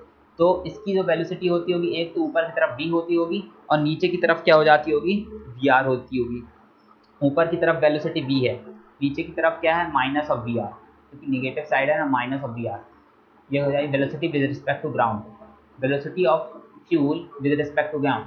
ग्राउंड क्या है मेरा, ये velocity of fuel with respect to ground. ठीक है, समझ में आई बात। क्या लिखूंगा मैं, ये रिलेटिव वेलोसिटी कॉन्सेप्ट होता है ना, v ऊपर की तरफ और माइनस वी आर नीचे की तरफ, तो ये मेरा क्या हो जाएगा, रिलेटिव वेलोसिटी किधर की तरफ हो जाएगी मेरी, v प्लस वी आर है ना, v प्लस वी आर हो गई।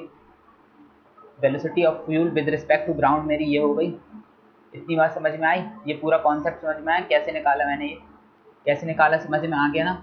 ऊपर की तरफ वेलोसिटी v, नीचे की तरफ वी आर, ये दोनों किसके रिस्पेक्ट में है, ये वेलोसिटी किसके रिस्पेक्ट में, ग्राउंड के, ये वाली किसके रिस्पेक्ट में है, रॉकेट के रिस्पेक्ट में, ठीक है। तो मतलब देखो रॉकेट के रिस्पेक्ट में फ्यूल की वेलोसिटी, फ्यूल के पास दो वेलोसिटी होंगी, एक तो पहली जो रॉकेट चल रहा है उसके कारण v से ऊपर जा रहा था है ना, तो जैसे ही इसको इजेक्ट करेगा तो अभी भी ये v से ऊपर की तरफ जाना चाह रहा है, और प्लस रॉकेट भी उसको नीचे की तरफ फेंक रहा है वी से, है ना। रॉकेट के रिस्पेक्ट में ये वेलोसिटी, ये किसके रिस्पेक्ट में, ग्राउंड के रिस्पेक्ट में, तो ग्राउंड के रिस्पेक्ट में टोटल वेलोसिटी मैं ऐसे लिख सकता हूँ v प्लस वी आर। समझ में आया, कोई भी दिक्कत तो नहीं है यहाँ पे, दिक्कत हो तो फिर से रिवाइंड करके देख लो यार मैंने क्या समझाया आपको, ठीक है। अगर दिक्कत तब भी दिक्कत नहीं सॉल्व हो रही तो प्लीज़ कमेंट बॉक्स में कमेंट कर दो, तो मैं दोबारा से समझाऊंगा आपको, अगले वीडियो में समझाऊंगा या उसी समय कमेंट बॉक्स में समझाऊंगा आपको। तो इसके साथ एक और टर्म प्लस होने वाली है del M into del M mass. अभी सारी चीज़ें ग्राउंड के रिस्पेक्ट में देखना है तो हम क्या लिखेंगे, बी प्लस वी आर लिखेंगे यहाँ पे, ठीक है। फाइनल मोमेंटम हमारा इतना हो गया, फाइनल मोमेंटम अगर इतना हो गया तो इसको सॉल्व कर लेते हैं। क्या आ जाएगा, इसकी वैल्यू क्या आ जाएगी, M B minus del M B plus M del B plus del M B plus del M B R, ठीक है। ये रहेगा, ये वाली दो टर्म्स तो हमारी कैंसिल हो गई, क्या बच गया, M B plus M del B plus del M B R. ये फाइनल मोमेंटम क्या हो गया, ये हो गया हमारा। अच्छा, इतनी बातें सबको समझ में आ गई कि नहीं आई, इतनी बातें समझ में आ गई। चलो, तो क्योंकि law of conservation of momentum क्या बोलता है, law of conservation of momentum क्या बोलता है, initial momentum equals to final momentum होना चाहिए if there is no external forces acting on a body, because F external equals to zero. कोई rocket में एक्सटर्नल फोर्स लग रही क्या, कोई तार से खींच रहा है क्या ऊपर की तरफ रॉकेट को, तो ये तार बंधा हो, कोई धकेल रहा हो, कोई इसरो में से गया हो धकेलने, कुछ नहीं ना, ये तार बंधा हो ऊपर की तरफ, कुछ नहीं ना। केवल केवल क्या, रॉकेट के अंदर ही जो फ्यूल बचा था वो नीचे की तरफ भाग रहा है, तो उसके कारण उसको एक मोमेंटम मिल रहा है ऊपर की तरफ, ठीक है, जैसा बुलेट में होता है। तो कोई भी एक्सटर्नल फोर्स नहीं है ना, नहीं ना है एक्सटर्नल फोर्स, तो क्या हो जाएगा, इनिशियल मोमेंटम फाइनल मोमेंटम बराबर हो जाएगा, कोई भी दिक्कत तो नहीं है इसमें, बराबर कर देते हैं। एम बी क्या है, final M B plus del M B R plus M del B, यही है ना, कोई प्रॉब्लम तो नहीं, यहाँ तक कोई प्रॉब्लम तो नहीं है, प्लीज़ बता दिया, ठीक है, बता दीजिए क्योंकि क्या आ जाएगा, एम बी मेरा कैंसिल है ना, और ये क्या, एम डेल बी की वैल्यू कितनी आ जाएगी मेरी, minus minus del M B R, ठीक है, माइनस एम के साथ। अच्छा, ये डेल डेल को डी वी लिख दूँ क्या, कोई दिक्कत तो नहीं, इसमें कोई दिक्कत तो नहीं होती आपको,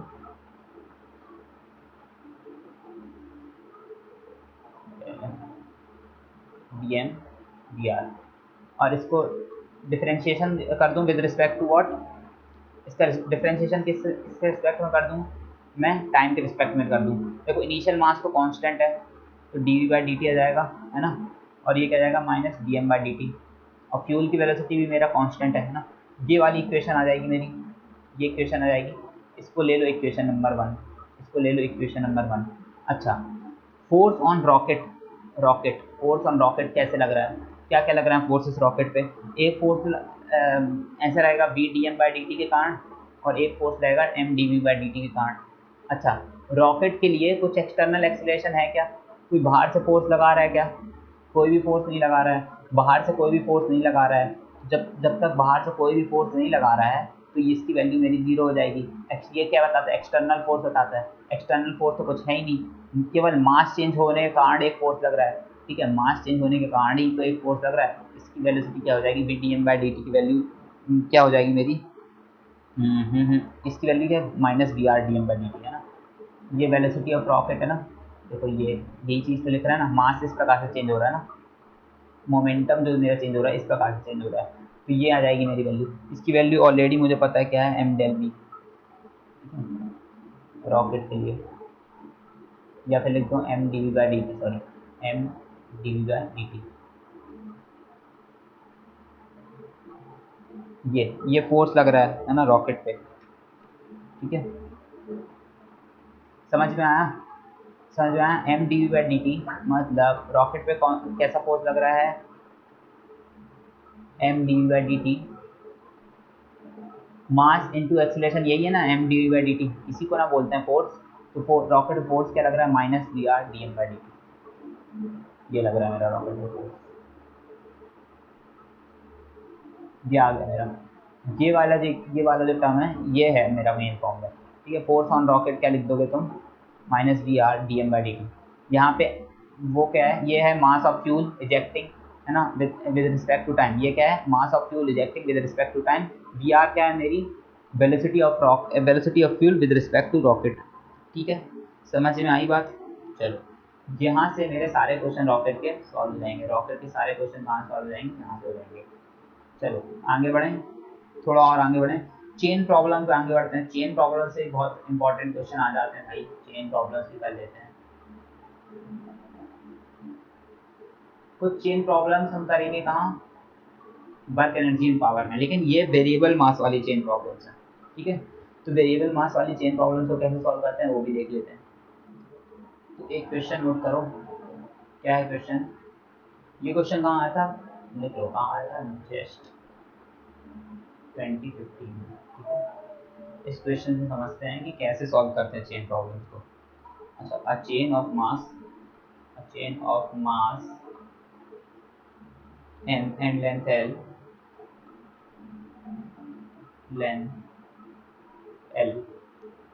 है ना, suspended vertically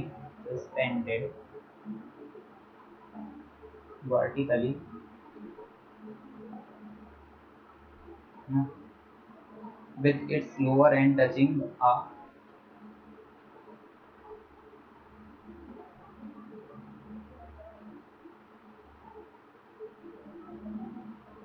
touching a weighing scale.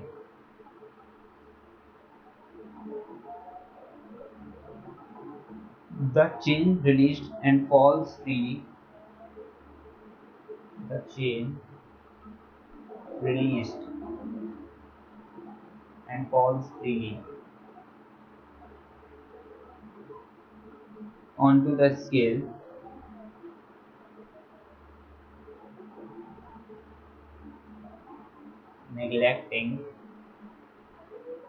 neglecting the size of the individual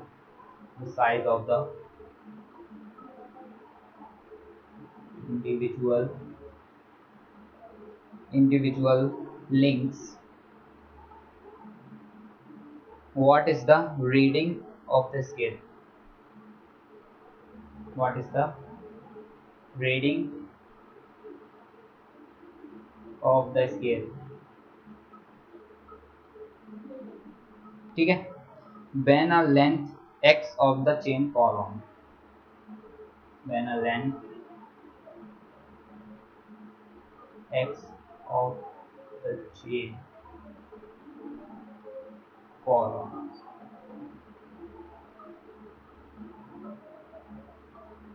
fallen, ठीक है। ऑप्शंस लिख लो, क्या M G X upon two, sorry M G X upon L, एक क्या 2 M G X upon L, एक सी क्या है 3 M G X upon L, D क्या है 4 M G X upon L. अच्छा, तो अगर पॉज करके ट्राई कर सकते हो तो ट्राई करो, वैसे नया क्वेश्चन है तो शायद दिक्कत हो सॉल्व करने में, अगर आपने पहले नहीं पढ़ा है तो डायरेक्ट फॉर्मूला इसका याद रख लो, फॉर्मूला डायरेक्ट याद रख लो। इस क्वेश्चन में समझेंगे फॉर्मूला क्या है डायरेक्ट, तो देखो इसका करेक्ट आंसर आता है क्या 3 M G X upon L, ठीक है। अगर क्वेश्चन आए एक्स की कोई अलग अलग वैल्यू देगा तो उस हिसाब से आप क्वेश्चन को सीधे फॉर्म में पुट करके वैल्यू निकाल सकते हो, है ना। चलो सॉल्व करके देखते हैं कैसे क्वेश्चन सॉल्व होगा। ये वाला क्वेश्चन को पहले समझने की कोशिश करते हैं, क्या बोल रहा है क्वेश्चन, पढ़ के देखो, पहले खुद से पढ़ के देखो क्वेश्चन, और खुद से डायग्राम बनाने की कोशिश करो, समझने की कोशिश करो कि क्या बोलना चाह रहा है क्वेश्चन, फिर करते हैं सॉल्व। चलो पढ़िए क्वेश्चन, बना लिया, डायग्राम बनाने की कोशिश करो। ठीक है, देखो क्वेश्चन कुछ इस प्रकार से बोल रहा है, मेरे पास एक चेन थी, ठीक है, लिख लो सॉल्यूशन। मेरे पास एक चेन थी कुछ इस प्रकार से, है ना, ये मेरे पास एक चेन थी, ये मेरा यहाँ पे कोई वेइंग स्केल रखी हुई है, वेटिंग मशीन बोलो, जो वेइंग मशीन है, वेइंग मशीन रखी हुई है, ठीक है, वेइंग मशीन रखी हुई है। अच्छा, अब क्या हो रहा है, ये बोल रहा है धीमे धीमे मैंने जस्ट टचिंग द ग्राउंड, क्या बोल रहा है देखो, क्वेश्चन पढ़ के देखो, मास एम एंड लेंथ है सस्पेंडेड वर्टिकली, है ना, चेन है जिसको वर्टिकली सस्पेंड किया गया है, और lower and touching the ground of weighing scale, weighing scale के ग्राउंड को कौन लोअर एंड टच कर रहा है, इसका मास एम दिया है और लेंथ एल दी है चेन का, ठीक है, ये चेन है मेरी। अब क्या बोल रहा है कि the chain released and falls freely onto the scale, neglecting the size of individual links. What is the reading of the scale when x length of chain has fallen? क्या बोल रहा है कि इसको फ्रीली फॉल करा दिया, freely fall करा रहा हूँ तो चेन मेरी कुछ ऐसे हो जाएगी, है ना, ये चेन मेरी ऐसे ही गिरना चालू हो जाएगी, इसको ऐसे करके फ्रीली फॉल करा रहा हूँ, है ना, थोड़ी चेन नीचे गिर जाएगी और थोड़ी चेन अभी हवा में लटकी लटकी रहेगी, ठीक है, इतनी चेन मान के चलो नीचे गिर गई। बोल रहा है अगर एक्स चेन नीचे गिर गई, एक्स चेन नीचे गिर रही है, ठीक है, तो आपको क्या बताना है यहाँ पे कि वेइंग स्केल पे कितना रीडिंग आएगी, वेइंग स्केल की रीडिंग बतानी है। अच्छा, सबसे पहले मुझे ये बताओ वेइंग स्केल क्या मेजर करता है, अपना नॉर्मल रिएक्शन मेजर करता है, वेइंग स्केल क्या मेजर करता है, नॉर्मल रिएक्शन मेजर करता है, नॉर्मल रिएक्शन। नॉर्मल रिएक्शन क्या होता है मेरा, नॉर्मल रिएक्शन क्या होता है मेरा, जितना नीचे की तरफ डाउनवर्ड फोर्स लग रहा हो, है ना, उसके बराबर हो जाएगा, एम जी के बराबर होता था पहले, नॉर्मल रिएक्शन एम जी के बराबर होता था। इस केस में क्या लग रहा है, डाउनवर्ड फोर्स जितना लग रहा होगा, डाउनवर्ड फोर्स जितना लग रहा होगा, है ना, उसी के बराबर होगा मेरा नॉर्मल रिएक्शन, है ना, पहले एम जी के बराबर होता था, अब यहाँ पे तो नॉर्मल रिएक्शन क्या हो रहा है, डाउनवर्ड फोर्स के बराबर होगा, तो वेट क्या हो जाएगा, जो जो भी वेइंग स्केल पे मेजर होगा वो किसके बराबर होगा, डाउनवर्ड फोर्स जितना बॉडी लगा रही होगी, जैसे लिफ्ट वाले केस में होता था, है ना, ठीक है, तो अपन को क्या निकालना है कि ये वेइंग मशीन पे कितना डाउनवर्ड फोर्स लगा रहा है, तो अपना आंसर आ जाएगा। अपन को केवल क्या निकालना है, वेइंग मशीन पे ये चेन कितना फोर्स लगा रही है,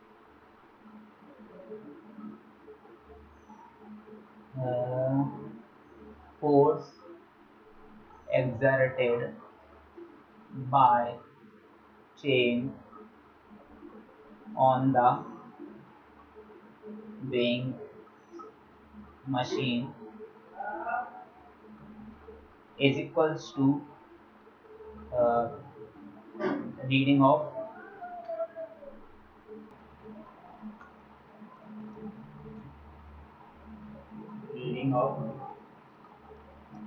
weighing weighing scale,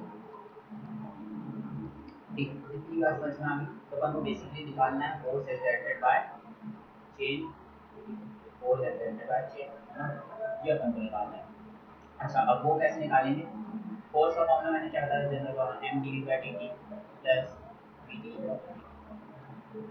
ठीक है। अच्छा, mass of chain lying on the weighing machine, ये बताओ वेइंग मशीन पे कितना चेन का पार्ट लाया कर रहा है, एक्स पार्ट लाया कर रहा है। अच्छा, अब ये बोल रहा है कि चेन मतलब मान के चलो, कुछ बताया नहीं इसने, डेंसिटी की बात है, यूनिफॉर्म मान के चलना है, चेन की डेंसिटी क्या मान के चलना, यूनिफॉर्म, यूनिफॉर्म बोले तो रो, है ना, रो ले लो या लैम्डा ले लो, लैम्डा की वैल्यू क्या है मेरी एम बाय, डेंसिटी क्या मेरी यूनिफॉर्म है ना, मास पर यूनिट लेंथ, ठीक है, तो लैम्डा को dn बाय dx ले सकता हूँ, dn बाय dx ले सकता हूँ, तो dn की वैल्यू क्या ले सकता हूँ, लैम्डा dx ले सकता हूँ, कोई भी शक तो नहीं इसमें, इतनी बात हमको समझ में आ गई है ना।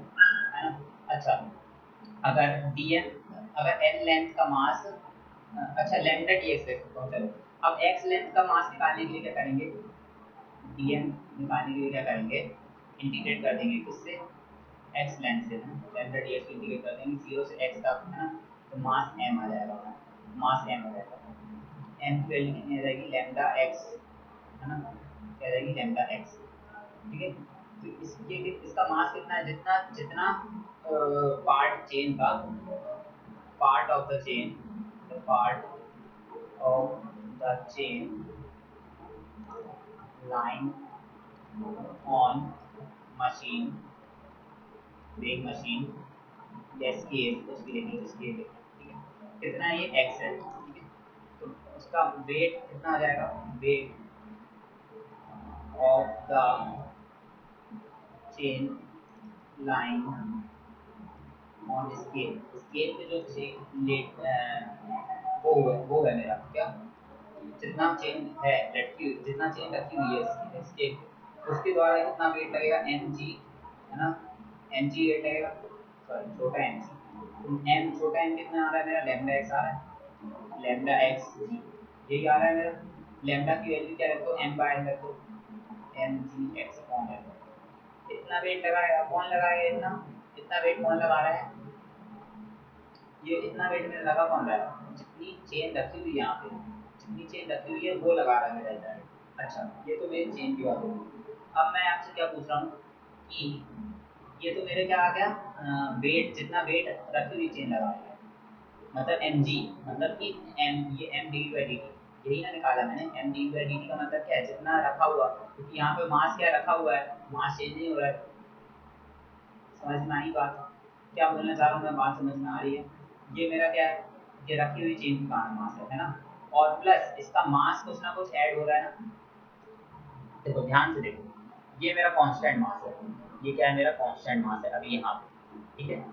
इस कांस्टेंट मास के कारण वेट लग रहा हुआ नीचे की तरफ, इस कांस्टेंट मास के कारण वेट लग रहा हुआ नीचे की तरफ, वो कौन सा कहलाएगा, एम जी, ये कहलाएगा एम जी, ये एम, ये D we by D T क्या एम जी है ना, ठीक है। ये कहलाएगा मेरा कांस्टेंट मास के कारण वेट। ये जो मेरा कहला रहा है, क्योंकि यहाँ ये चेन के नीचे गिरने से, चेन के नीचे गिरने से कुछ ना कुछ डीएम मास यहाँ पे ऐड होता जा रहा है, डीएम मास ऐड होता जा रहा है। तो डीएम मास के ऐड होने के कारण, इंक्रीज होने के कारण एक और फोर्स लग रहा हुआ, इस पे दो फोर्स लग रहे हैं। फोर्स किसके कारण लग रहा है, एक तो ये रखी हुई चेन के कारण, प्लस दूसरा फोर्स मेरा लग रहा है ये डीएम मास ऐड होते जा रहा है ऐसे। अभी कुछ समय बाद चेन ऐसी लंबी हो जाएगी और लंबी हो जाएगी, ऐसे इतना पार्ट बचेगा और कुछ समय बाद पूरी हो जाएगी, ठीक है। तो अभी डीएम मास इतना ऐड हो गया, इसके कारण भी तो कुछ लग रहा होगा मेरा नीचे की तरफ, है ना। इसके कारण ऐड होने के कारण भी जो फोर्स लग रहा होगा उसको मैं क्या बोल रहा हूँ, ये B D M by D, B D M by D. ये मैं एक इंस्टेंट पे देखना चाहता हूँ, ठीक है, एक इंस्टेंट पे मैंने आपको बताया।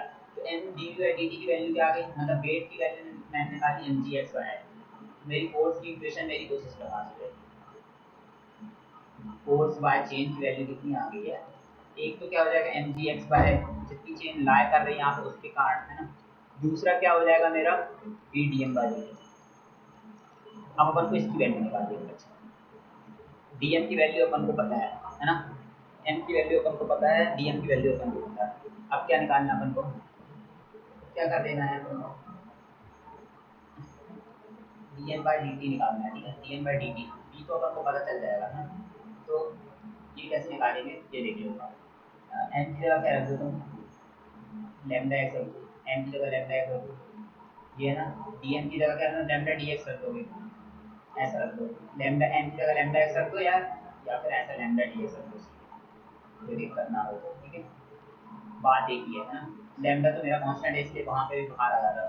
अच्छा इसकी वैल्यू क्या हो जाएगी, lambda D X by D T को मैं बी लिख सकता हूँ, कोई भी दिक्कत नहीं, बी लिख सकता हूँ मैं। अच्छा इतनी बात अगर तुमको समझ में आ गई तो क्या हो जाएगा, B D M by D T की वैल्यू कितनी हो जाएगी मेरी, लैम्डा बी स्क्वायर हो जाएगी, लैम्डा बी स्क्वायर हो जाएगी, इसकी इक्वेशन नंबर 1 दे दूँगा। एक और भी मल्टीप्लाई हो जाएगा, इतनी बात समझ में आ गई आपको, आ सकते हो इतनी बात समझ में आ गई है। चलो अब क्या बोल रहा है, चेन क्या कर रही है, फ्रीली फॉल कर रही है, चेन के बीट्स क्या कर रहे हैं, फ्रीली फॉल कर रहे हैं, फ्रीली फॉल।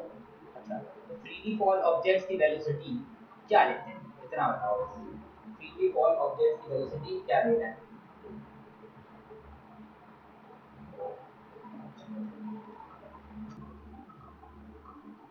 देखो फिर से समझा देता हूँ क्वेश्चन, क्या था, माइक मेरा दूर रखा था, मैं माइक सेट में लगाना भूल गया था, इसलिए आवाज़ आपको अभी तक धीमे आ रही थी, है ना। So sorry for this.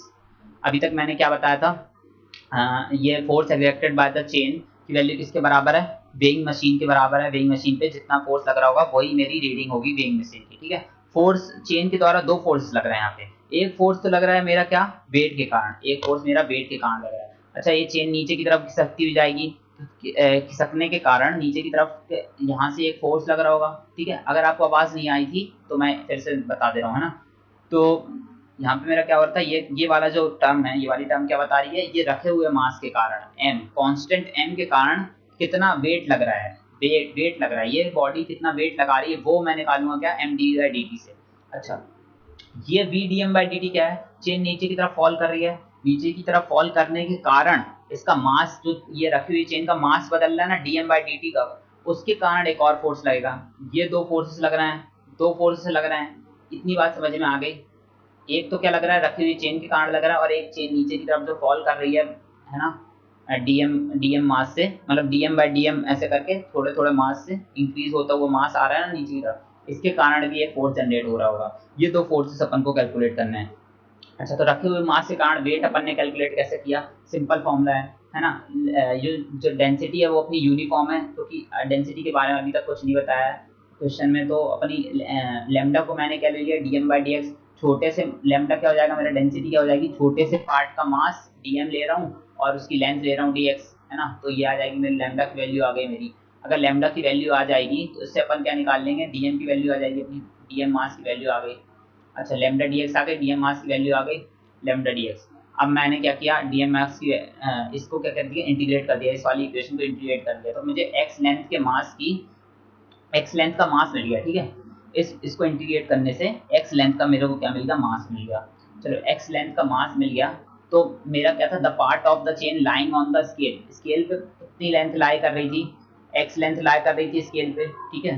Being scale पे x लेंथ अभी नीचे गिरी हुई है एट एन इंस्टेंट, है ना। x बोल रहा है ना, x चेन फॉल कर गई है, x chain, x of the length, x of the chain has fallen, ठीक है। इस इंस्टेंट पे x चेन फॉल कर गई है, तो x चेन डली होगी नीचे की तरफ, तो उसका मास मेरा कितना, लैम्डा dx, तो उसके कारण वेट कितना लग रहा होगा स्केल पे, लैम्डा x g ये लग रहा होगा ना, क्योंकि लैम्डा x उसका मास है और g ग्रेविटेशनल एक्सीलरेशन, तो mgx/l लिख दिया मैंने। लैम्डा की वैल्यू कहाँ से रख दी, m/l यहाँ से रख दी, ठीक है। तो इसकी वैल्यू मेरे पास आ गई। अगर इसकी वैल्यू आ गई तो मेरे पास क्या वेट आ गया, वेट वाला फोर्स आ गया क्या, mgx/l। इसी इक्वेशन को मैं यहाँ लिख दे रहा हूँ, देखो इसकी वैल्यू मुझे क्या पता चल गई, mgx/l पता चल गई, प्लस v/dm/dt। इस वाले फोर्स के कारण, मास चेंज होने के कारण एक फोर्स जो लग रहा है वो निकालना भी अपन को रह गया है। तो इसी को क्या मैंने यहाँ पे लिख दिया है, बस और कुछ नहीं। अभी तक मैंने बस नहीं बताया था। अच्छा, अब dm/dt कैलकुलेट करना है ना। dm की वैल्यू अपन को पता है लैम्डा dx, dm की वैल्यू अपन को पता है लैम्डा dx। इतनी बात समझ में आई, dm की वैल्यू अपन को लैम्डा dx पता थी, तो वहाँ रख दी अपन ने वैल्यू, तो अपन को ये dx/dt क्या बन जाएगा, मेरा वेलोसिटी बन जाएगी। अच्छा, v/dm/dt की वैल्यू क्या आ जाएगी, लैम्डा v², है ना। v/dm/dt निकालना था, तो इसकी वैल्यू क्या आ जाएगी, लैम्डा v²। अब क्या बोला है, चेन जो है मेरी, चेन फ्रीली फॉल कर रही है ना। चेन मेरी क्या कर रही है, फ्रीली फॉल कर रही है। तो फ्रीली फॉल ऑब्जेक्ट की वेलोसिटी क्या होती है, √2gh होती है, √2gh होती है। ये आप निकाल के देख लेना, कैसे निकालोगे, v equal to v² minus u² equal to 2as। अच्छा, a क्या है फ्रीली फॉलिंग के लिए, a g हाइट जो अपना हो जाएगा, g हो जाएगा एक्सीलरेशन, क्या हो जाएगा, ग्रेविटी का एक्सीलरेशन ले लेंगे, h क्या हो जाएगी, हाइट हो जाएगी। इनिशियल वेलोसिटी क्या थी, 0 थी। चेन के जो बीट्स जो हवा में लटके हुए थे, रेस्ट पे थे ना, रेस्ट से फॉल कर रहे हैं, तो u मेरा 0 हो जाएगा, तो v की वैल्यू √2gh आ जाएगी। इतनी बात समझ में आई, डायरेक्ट मैंने √2gh लिख दिया, ठीक है। समझ में आया ये कैसे लिखा मैंने, v इक्वल टू √2gh। तो उसकी वेलोसिटी कितनी हो जाएगी, जो भी बीट्स फॉल कर रहे हैं, √2gh हो जाएगी। अच्छा, अब ये इसकी जो, मान चलो हर बीट की हाइट अलग अलग है ना, हर बीट की हाइट अलग अलग है। कोई देखो h/2 पे है, मतलब l/2 लेंथ पे है। देखो यहाँ देखते हैं, ये वाले चेन देखते हैं, ये देखो हाइट अलग अलग है ना। इसकी क्या है, l/2 है, इसकी क्या है, 3l/4 है, इसकी क्या है, l/4 है। इसकी हाइट कुछ और होगी, 3l/5 होगी, इसकी पूरी l होगी इस वाली बीट की। तो सबकी हाइट अलग अलग है, लेकिन इसकी सेंटर ऑफ मास की हाइट, मतलब जो एवरेज लेंथ है, जहाँ पे इसका पूरा मास लाई कर रहा है एक प्रकार से, जिसको हम सेंटर ऑफ मास का कॉन्सेप्ट लेते हैं, उसकी उसकी हाइट कितनी है, यहाँ पे सेंटर ऑफ मास की हाइट कितनी है मेरी, l/2। l/2 हाइट है ना मेरी, कोई दिक्कत तो नहीं, l/2 हाइट है मेरी। इसकी जो सेंटर ऑफ मास की जो लेंथ ले रहा हूँ मैं, कितनी ले रहा हूँ, यहाँ से वेइंग मशीन से कितनी, l/2 है। तो यही कॉमन लेंथ मान के अगर मैं h की हाइट कितनी रख दूँ, l/2, एवरेज हाइट कितनी रख दूँ, L/2 रख दूँ, एवरेज हाइट इतनी हाइट से गिर रहा है, एवरेज हाइट से, ठीक है। तो इसकी वैल्यू क्या आ जाएगी, कट के क्या आ जाएगी, कट पिट के 2 सेकंड रुकना।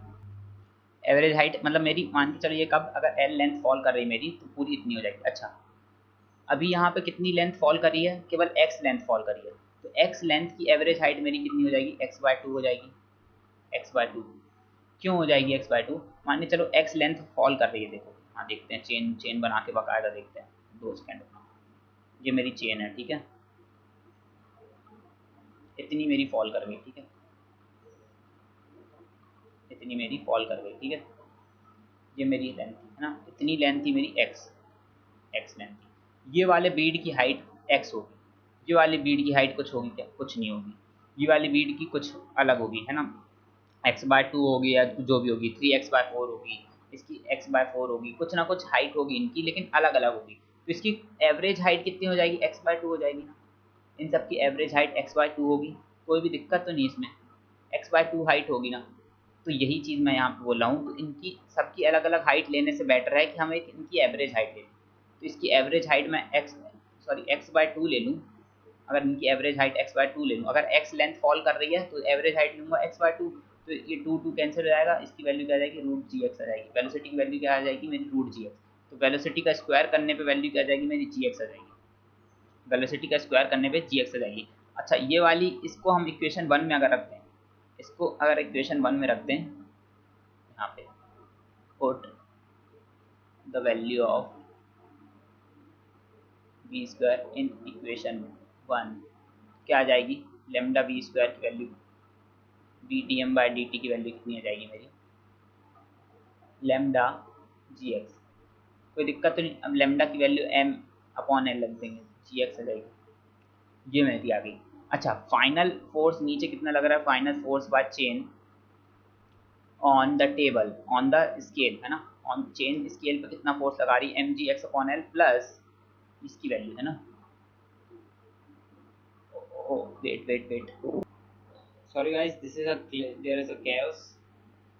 क्या बोलना चाह रहा हूँ मैं, यहाँ पे हमको रखना पड़ेगा x, हमको क्या रखना पड़ेगा, x रखना पड़ेगा। अगर x/2 रखेंगे तो हमारा आंसर नहीं आएगा, क्यों नहीं आएगा ये अभी जान लेते हैं बात। ये फाइनल आंसर हमारा क्या आ रहा है, 3mgx/l आ रहा है, ठीक है। फॉर्मूला क्या होता है, 3mgx/l, अभी हमारे फॉर्मूले से 2mgx/l वैल्यू आ रही है। अच्छा अपन को ये अपनी एवरेज हाइट वाला कॉन्सेप्ट जो है सेंटर ऑफ मास वाला, वो यहाँ पे नहीं लग रहा है, वो सही एक्सप्लेनेशन नहीं होगा। अपने को क्या लेना है, अगर जितनी हाइट अपन से गिरने को बोल रहा है, जितनी हाइट गिरने से बोल रहा है, अपन को डायरेक्ट उतनी हाइट से अगर कोई बॉडी फ्रीली फॉल करेगी उसकी वैल्यू सीधे बता देनी है, 2mgx बाय, है ना। जैसे कि अपन को √2gh बोला था ना, √2gh बोली थी मैंने, वेलोसिटी क्या बोली थी यहाँ पे, √2gh बोली थी। तो जितनी भी हाइट से ऑब्जेक्ट गिर रहा है, जितनी भी चेन की हाइट अपन को बोली है कि इतनी हाइट अगर फॉल कर गई है तो बताओ, तो अपन को डायरेक्ट वो हाइट रख देनी है ना, अपन को डायरेक्ट वो हाइट रख देनी है। सेंटर ऑफ मास वाला कॉन्सेप्ट यहाँ पे वैलिड नहीं हो जाएगा, ठीक है। तो अगर अपन वो हाइट रख देंगे तो क्या आ जाएगी मेरी वैल्यू, क्या आ जाएगी, √2gx आ जाएगी वैल्यू मेरी, इसकी वैल्यू क्या आ जाएगी, √2gx वेलोसिटी की वैल्यू। अच्छा वेलोसिटी के स्क्वायर की वैल्यू क्या आ जाएगी, 2gx आ जाएगी, कोई दिक्कत तो नहीं, इतनी बार में कोई दिक्कत तो नहीं। तो वेलोसिटी की इसकी वैल्यू यहाँ अगेन 2gx कर लेना, इसका हो जाएगा 2mgx/l। तो फाइनल फोर्स क्या आ जाएगा, mgx/l था प्लस 2mgx/l, तो मेरा फाइनल आंसर आ जाएगा 3mgx/l, ठीक है। क्या दिक्कत हो रही थी यहाँ पे अपना 2 मिस हो रहा था, क्यों मिस हो रहा था, क्योंकि मैं इसको x/2 लेके चला था, मैं ये सोच रहा था कि अगर x लेंथ फॉल हो रही है, x लेंथ मेरी फॉल हो रही है, सबकी हाइट अलग अलग है, अगर हाइट अलग अलग है तो सब लोग की एवरेज हाइट के हिसाब से हम हाइट ले लेंगे, इसकी टोटल हाइट क्या ले लेंगे, x/2 ले लेंगे, क्योंकि एवरेज हाइट हमारी ये है। लेकिन ये अप्रोच गलत है, ये वाली अप्रोच से क्वेश्चन आंसर नहीं आने वाला है। आंसर किस प्रकार से आएगा, अगर हम जितनी हाइट फॉल कर चुकी है उतनी हाइट को टोटल मान के चलें, उतनी हाइट लेके चले, x हाइट लेके चले, ठीक है। इसलिए इसमें आंसर आ रहा अपना। तो फाइनल आंसर क्या आ जाएगा, force exerted by chain on the table क्या हो जाएगा, 3mgx/l। अच्छा अब ये जो चीज़ है, ये वाला क्वेश्चन था, तो ये जेस्ट का तो क्वेश्चन है ही, प्लस जैम में भी शायद ऐसा कुछ क्वेश्चन आया था कि अगर L/2 लेंथ फॉल कर जाएगी तो क्या होगा, ठीक है। तो ये वाले क्वेश्चन आप कैसे करेंगे, चेन वाले क्वेश्चन आ जाते हैं कई बार, मॉक टेस्ट में भी आपको बहुत मिलेंगे ऐसे क्वेश्चन। तो इसमें क्या करना है, आपको ये वाला फॉर्मूला लगा देना है। अगर जो भी क्या पूछ सकता है कि चेन कितना फोर्स लगा रही है अपने टेबल पे, ये पूछ सकता है। जैसे इस प्रकार से क्या पूछ लिया, वेट निकालने बोल दिया, वो भी सेम होगा। तो ऐसे कॉन्सेप्ट वगैरह पूछ सकते हैं थोड़े बहुत, तो आप डायरेक्ट फॉर्मूला भी लगा सकते हैं। एक्स की जगह मान चलो मैं बोलता हूँ L/4 लेंथ कॉल कर रही है, तो क्या कर देंगे, डायरेक्ट इस फॉर्मूले वैल्यू रखेंगे mg L/4, और ये आपका L ये क्या है 3mg/4 आंसर आ जाएगा आपका। ठीक है, L/2 लेंथ बोलूँगा 3mg/2 आंसर आ जाएगा। ठीक है, समझ में आया? ऐसे क्वेश्चन अपन सॉल्व कर सकते हैं। समझ में आई? ये सारी चेन प्रॉब्लम्स यहाँ से सॉल्व हो जाएंगी। एक क्वेश्चन नोट करो कुछ ऐसा, ये कहाँ आया था आपका, जैन 2012 में आया था। ठीक है, जैन 2012 में, है ना। इस क्वेश्चन में क्या बोला आपसे, एक कार्ट है, यहाँ पे क्या है, एक कार्ट,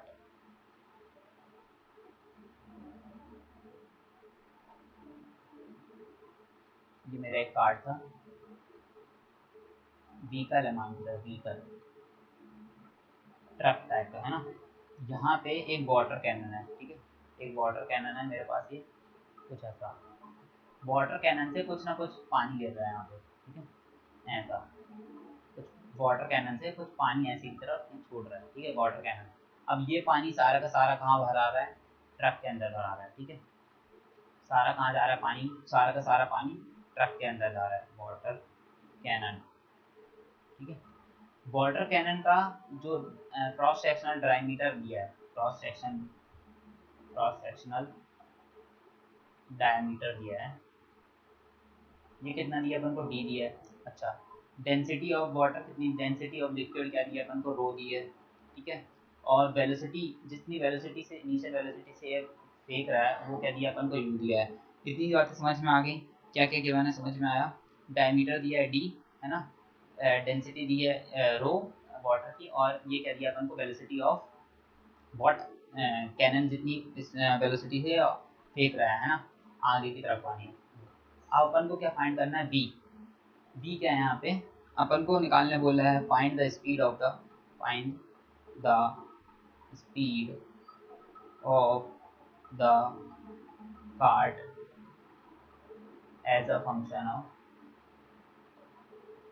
ऑफ टाइम। टाइम के फंक्शन में अपन को इसकी स्पीड निकालनी है। ठीक है, स्पीड फाइंड करनी है। ध्यान देने वाली बात यह है कि ये सारी चीज़ें क्या है, फ्रिक्शनलेस है। ये जिस रोड पे चल रहा है वो क्या है, फ्रिक्शनलेस रोड है, फ्रिक्शनलेस सरफेस पे चल रहा है। ठीक है, और ये तो आपको ये क्वेश्चन सॉल्व करना है। क्वेश्चन सॉल्व करने की कोशिश करिए, खुद से पॉज करिए वीडियो को, सॉल्व करने की कोशिश करिए। किया सॉल्व, आंसर आया क्या, चलो अपन करते हैं सॉल्व। वाटर कैनन यहाँ से क्या कर रहा है, कुछ ना कुछ लिक्विड फेंक रहा है आगे की तरफ। अच्छा, वॉल्यूम ऑफ लिक्विड, लिक्विड जितना फेंक रहा है, वॉल्यूम, उस लिक्विड का वॉल्यूम क्या हो जाएगा, एक तो क्रॉस ऐसा कुछ होगा ना, कैनन, कैनन का जो मुंह होगा, ये मान के चलो क्या है मेरा, क्रॉस सेक्शनल डायमीटर डी दिया है ना, तो एरिया इनटू ये क्या हो जाएगी मेरी लेंथ, लेंथ क्या है मेरी, ये एक्स लेंथ है, मान चलो इसका कैनन की लेंथ एक्स है, जितना वॉल्यूम फेंक रहा है ना, टोटल वॉल्यूम ये मेरा, ये क्या हो जाएगी, एरिया इंटू लेंथ कर दूंगा मैं, इसका एरिया का ए मान लूँ, तो इसका लेंथ से मल्टीप्लाई कर दूंगा, तो उतना वॉल्यूम लिक्विड फेंक रहा है ना, उतना वॉल्यूम ऑफ वाटर फेंक रहा है। अब एरिया क्या हो जाएगा, पाई डी स्क्वायर अपॉन 2। ठीक है, पाई डी स्क्वायर अपॉन 2, इतनी लेंथ फेंक रहा है। ठीक है, इतनी लेंथ का लिक्विड फेंक रहा है तो इतना वॉल्यूम फेंक रहा है। अच्छा, इसका मास कैसे निकालूंगा, मास ऑफ लिक्विड कैसे निकालूंगा, रो से मल्टीप्लाई कर दूंगा वॉल्यूम को, है ना, मास अपॉन रो, रो क्या होता है मेरा, मास अपॉन वॉल्यूम होता है ना, तो मास कैसे निकालूंगा, रो वी, रो इंटू वॉल्यूम कर दूंगा, सिंपल। ठीक है, कोई टेंशन तो नहीं इसमें, क्या आ जाएगा मेरा, रो pi D square bye 2x। ठीक है, अच्छा, अब यहाँ पे क्या बोल रहा हूँ, mass of liquid ejected with respect to time, mass of liquid with respect to time, एक टाइम के साथ अगर मतलब किसी एक डेफिनेट टाइम के रिस्पेक्ट में इतना मास इजेक्ट हो रहा है, वो क्या बोलूँगा, रेट ऑफ बोलूँगा mass ejection. Rate of ejection of mass है ना, रेट ऑफ लिक्विड इजेक्शन है ना, rate of mass of liquid लिखना, mass of liquid ejection. Rate क्या निकालूंगा, डीएम बाई डी टी निकालूंगा है ना, पर यूनिट टाइम में कितना मास जा रहा है मेरा है ना। ये कैसे निकालूंगा, D D T rho pi D square by two X, ठीक है ये आ जाएगा। अच्छा, rho pi D square upon two D X by D T, और D X by D T liquid की वेलोसिटी कितनी दी अपन को, pi D square upon two, liquid की वेलोसिटी कितनी दी है, यू दी है। तो ये क्या आ जाएगा मेरा, डीएम बाई डी टी, मतलब रेट ऑफ लिक्विड इजेक्शन है ना। अच्छा देखो अब कार्ट की बात कर लेते हैं ना, कार्ट, कार्ट का टोटल मास छोटा एम बना के रखो है ना, सब जगह क्या बनाओ, छोटा एम बनाओ, क्योंकि इसका टोटल मास दिया है बड़ा एम, ठीक है, तो वो बना दो छोटा एम। अच्छा इसका तो फाइनल मास कितना दिया है, अपन को मास एम दिया है ना। इस पे फोर्स कौन कौन से लग रहे होंगे, फोर्स क्या लग रहा होगा, V D M by D T plus M D we by D T, M D we by D T, दो फोर्स लग रहा है। इसके कारण फोर्स तो जीरो हो जाएगा, क्यों, क्योंकि एक्सटर्नल फोर्स कोई लग नहीं रहा है। ये क्या बताता है, केवल और केवल एक्सटर्नल फोर्सेस जो लग रहा है, एक्सटर्नल फोर्स ये लग रहा है, अगर कुछ एक्सटर्नल फोर्स बाहर से लगा रहा हूँ जो इसका एक्सीलरेशन चेंज कर रहा है, तो ये बता रहा होगा है ना, मतलब ये इसको बताएगा, ठीक है। अब इसके कारण जो एक्सटर्नल इसका मास जो चेंज हो रहा है, एक्सटर्नल फोर्स एक ही जनरेट होगा, इसका मास चेंज होने के कारण है ना, तो वेलोसिटी की वैल्यू क्या आ जाएगी मेरी, d M by D T है। सॉरी ये जीरो नहीं होगा दोस्त, मिनट, जीरो नहीं होगा, अपन देखते हैं इस टाइम के साथ क्या लग रहा है आपको। अच्छा फोर्स, सॉरी इसको रहने देते हैं, v D M by D T की वैल्यू कितनी हो जाएगी मेरी, v rho pi D square by two u, ठीक है, ये हो जाएगा। इतना फोर्स लग रहा होगा, फोर्स को क्या लिख दे रहा हूँ मैं, एम ए लिख दे रहा हूँ, एम ए लिख दे रहा हूँ फोर्स को, v, weight weight weight weight weight weight weight, मेरा इन फोर्स की वैल्यू क्या थी, फोर्स की वैल्यू मेरी जीरो है, क्यों, क्यों जीरो है, क्योंकि there is no external force है ना, एक्सटर्नल फोर्स नहीं है, मतलब इनिशियल मोमेंटम फाइनल मोमेंटम क्या हो जाएगा मेरा, बराबर हो जाएगा, ठीक है। तो अगर फोर्स की वैल्यू मेरी जीरो है, तो इसको ऐसे लिख सकता हूँ, d M by D t, p d M by D T plus M D by D T, ये लिख सकता हूँ मैं फोर्स को, ये लिखता हूँ फोर्स को, इसकी वैल्यू मेरे पास क्या है, जीरो है। तो v D M by D T के कारण जो फोर्स जनरेट हो रहा होगा, उसी के कारण इसका एक्सीलरेशन हो रहा होगा, उसके कारण इसका एक्सीलरेशन हो रहा होगा ना, ठीक है, इसके कारण इसका एक्सीलरेशन हो रहा होगा, माइनस एन के कारण। क्या बोलना चाह रहा हूँ मैं, समझ में आ रही बात, कि इसके ऊपर कोई एक्सटर्नल फोर्स तो एक्ट कर नहीं रहा है, इसके कारण कोई एक्सटर्नल फोर्स इस कार्ड पे एक्ट कर रहा है कि नहीं, इस कैनन के कारण जितना फोर्स इसको मिल रहा होगा, उस वही इसका एक्सीलरेशन प्रोड्यूस हो रहा होगा, उसी के कारण इसका एक्सीलरेशन प्रोड्यूस हो रहा होगा। तो इसको मैं ऐसे लिख सकता हूँ, ठीक है। अब इसकी वैल्यू निकाल दो, d we by D t, value क्या दे रही है मेरी, minus d upon m d M by D T, ठीक है, डी वी अपॉन, ये भी इधर ले जाओगे तो क्या जाएगा, बी माइनस है ना, one upon m d m by d t into D T, ठीक है, ये आ जाएगा अपना। अच्छा वन अपॉन एम, ये किसका मास है, ये अपना उसका मास है, कार्ड का मास है ना, ये कार्ड का मास है, भूलना मत। ये फोर्स की इक्वेशन किसी, कार्ड की फोर्स की इक्वेशन। और ये D M by D T क्या है मेरा, D M by D T जो हमने यहाँ पे निकाला था, pi D square you upon two, rho pi D square by two U into D T, ठीक है, ये आ जाएगा मेरा डी वी अपॉन बी। तो लॉन बी की वैल्यू कितनी आएगी मेरी, लॉन बी की वैल्यू कितनी आ जाएगी मेरी, one upon m rho pi D square you upon two into D T, ये फोर होगा, सॉरी अभी तक तो बनाते आ रहा हूँ, सॉरी सॉरी, ये क्या होगा, फोर होगा, पाई डी स्क्वायर, एरिया क्या हो जाएगा, पाई डी स्क्वायर बाय फोर हो जाएगा, क्यों हो जाएगा फोर, क्योंकि डी बाई टू हो जाएगा ना, रेडियस डी बाई टू हो जाएगा, इसको स्क्वायर करोगे तो डी स्क्वायर बाय फोर हो जाएगा, ठीक है। ये मैं करना भूल गया था, इसको फोर कर लेना प्लीज़, है ना, सब जगह फोर कर लेना। तो बी की वैल्यू क्या आ जाएगी, एक्सपोनेंशियल ले लोगे, माइनस रो पाई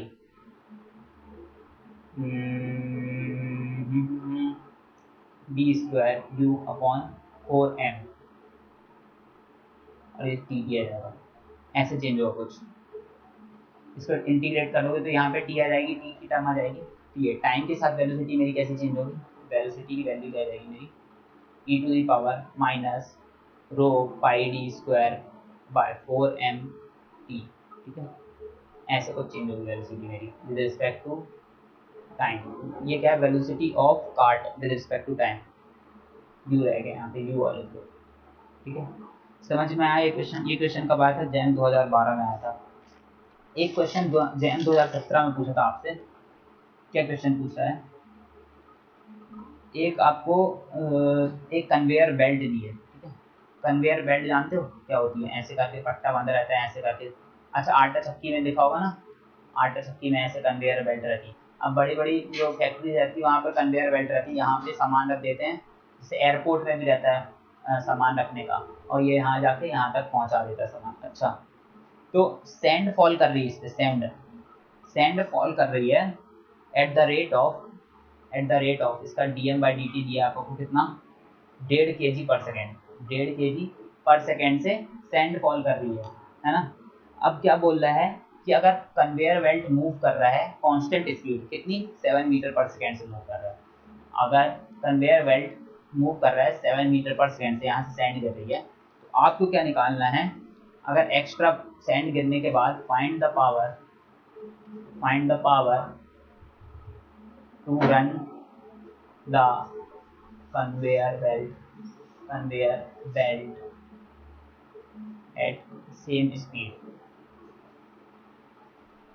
अच्छा, ये क्या था, जैन 2017 का क्वेश्चन है और ये NAT है, ठीक है, न्यूमेरिकल आंसर टाइप है। तो 2 डिजिट तक करेक्ट आंसर बताना आपको, पॉइंट के बाद 2 डिजिट तक करेक्ट आंसर बताना, ठीक है। समझ में आया? चलो सॉल्व करने की कोशिश करो।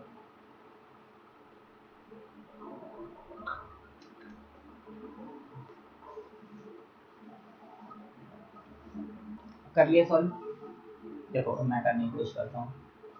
क्या बोल रहा है, कन्वेयर बेल्ट पे जो सैंड हमारी गिर रही है उसका रेट कितना दिया है, dm/dt की वैल्यू कितना दिया है, 1.5 kg पर सेकेंड, 1.5 kg पर सेकेंड दिया है। अच्छा, फोर्स क्या लग रहा होगा, फोर्स क्या लग रहा होगा, m/dt के कारण कोई फोर्स लग रहा होगा, नहीं कोई फोर्स नहीं लग रहा होगा।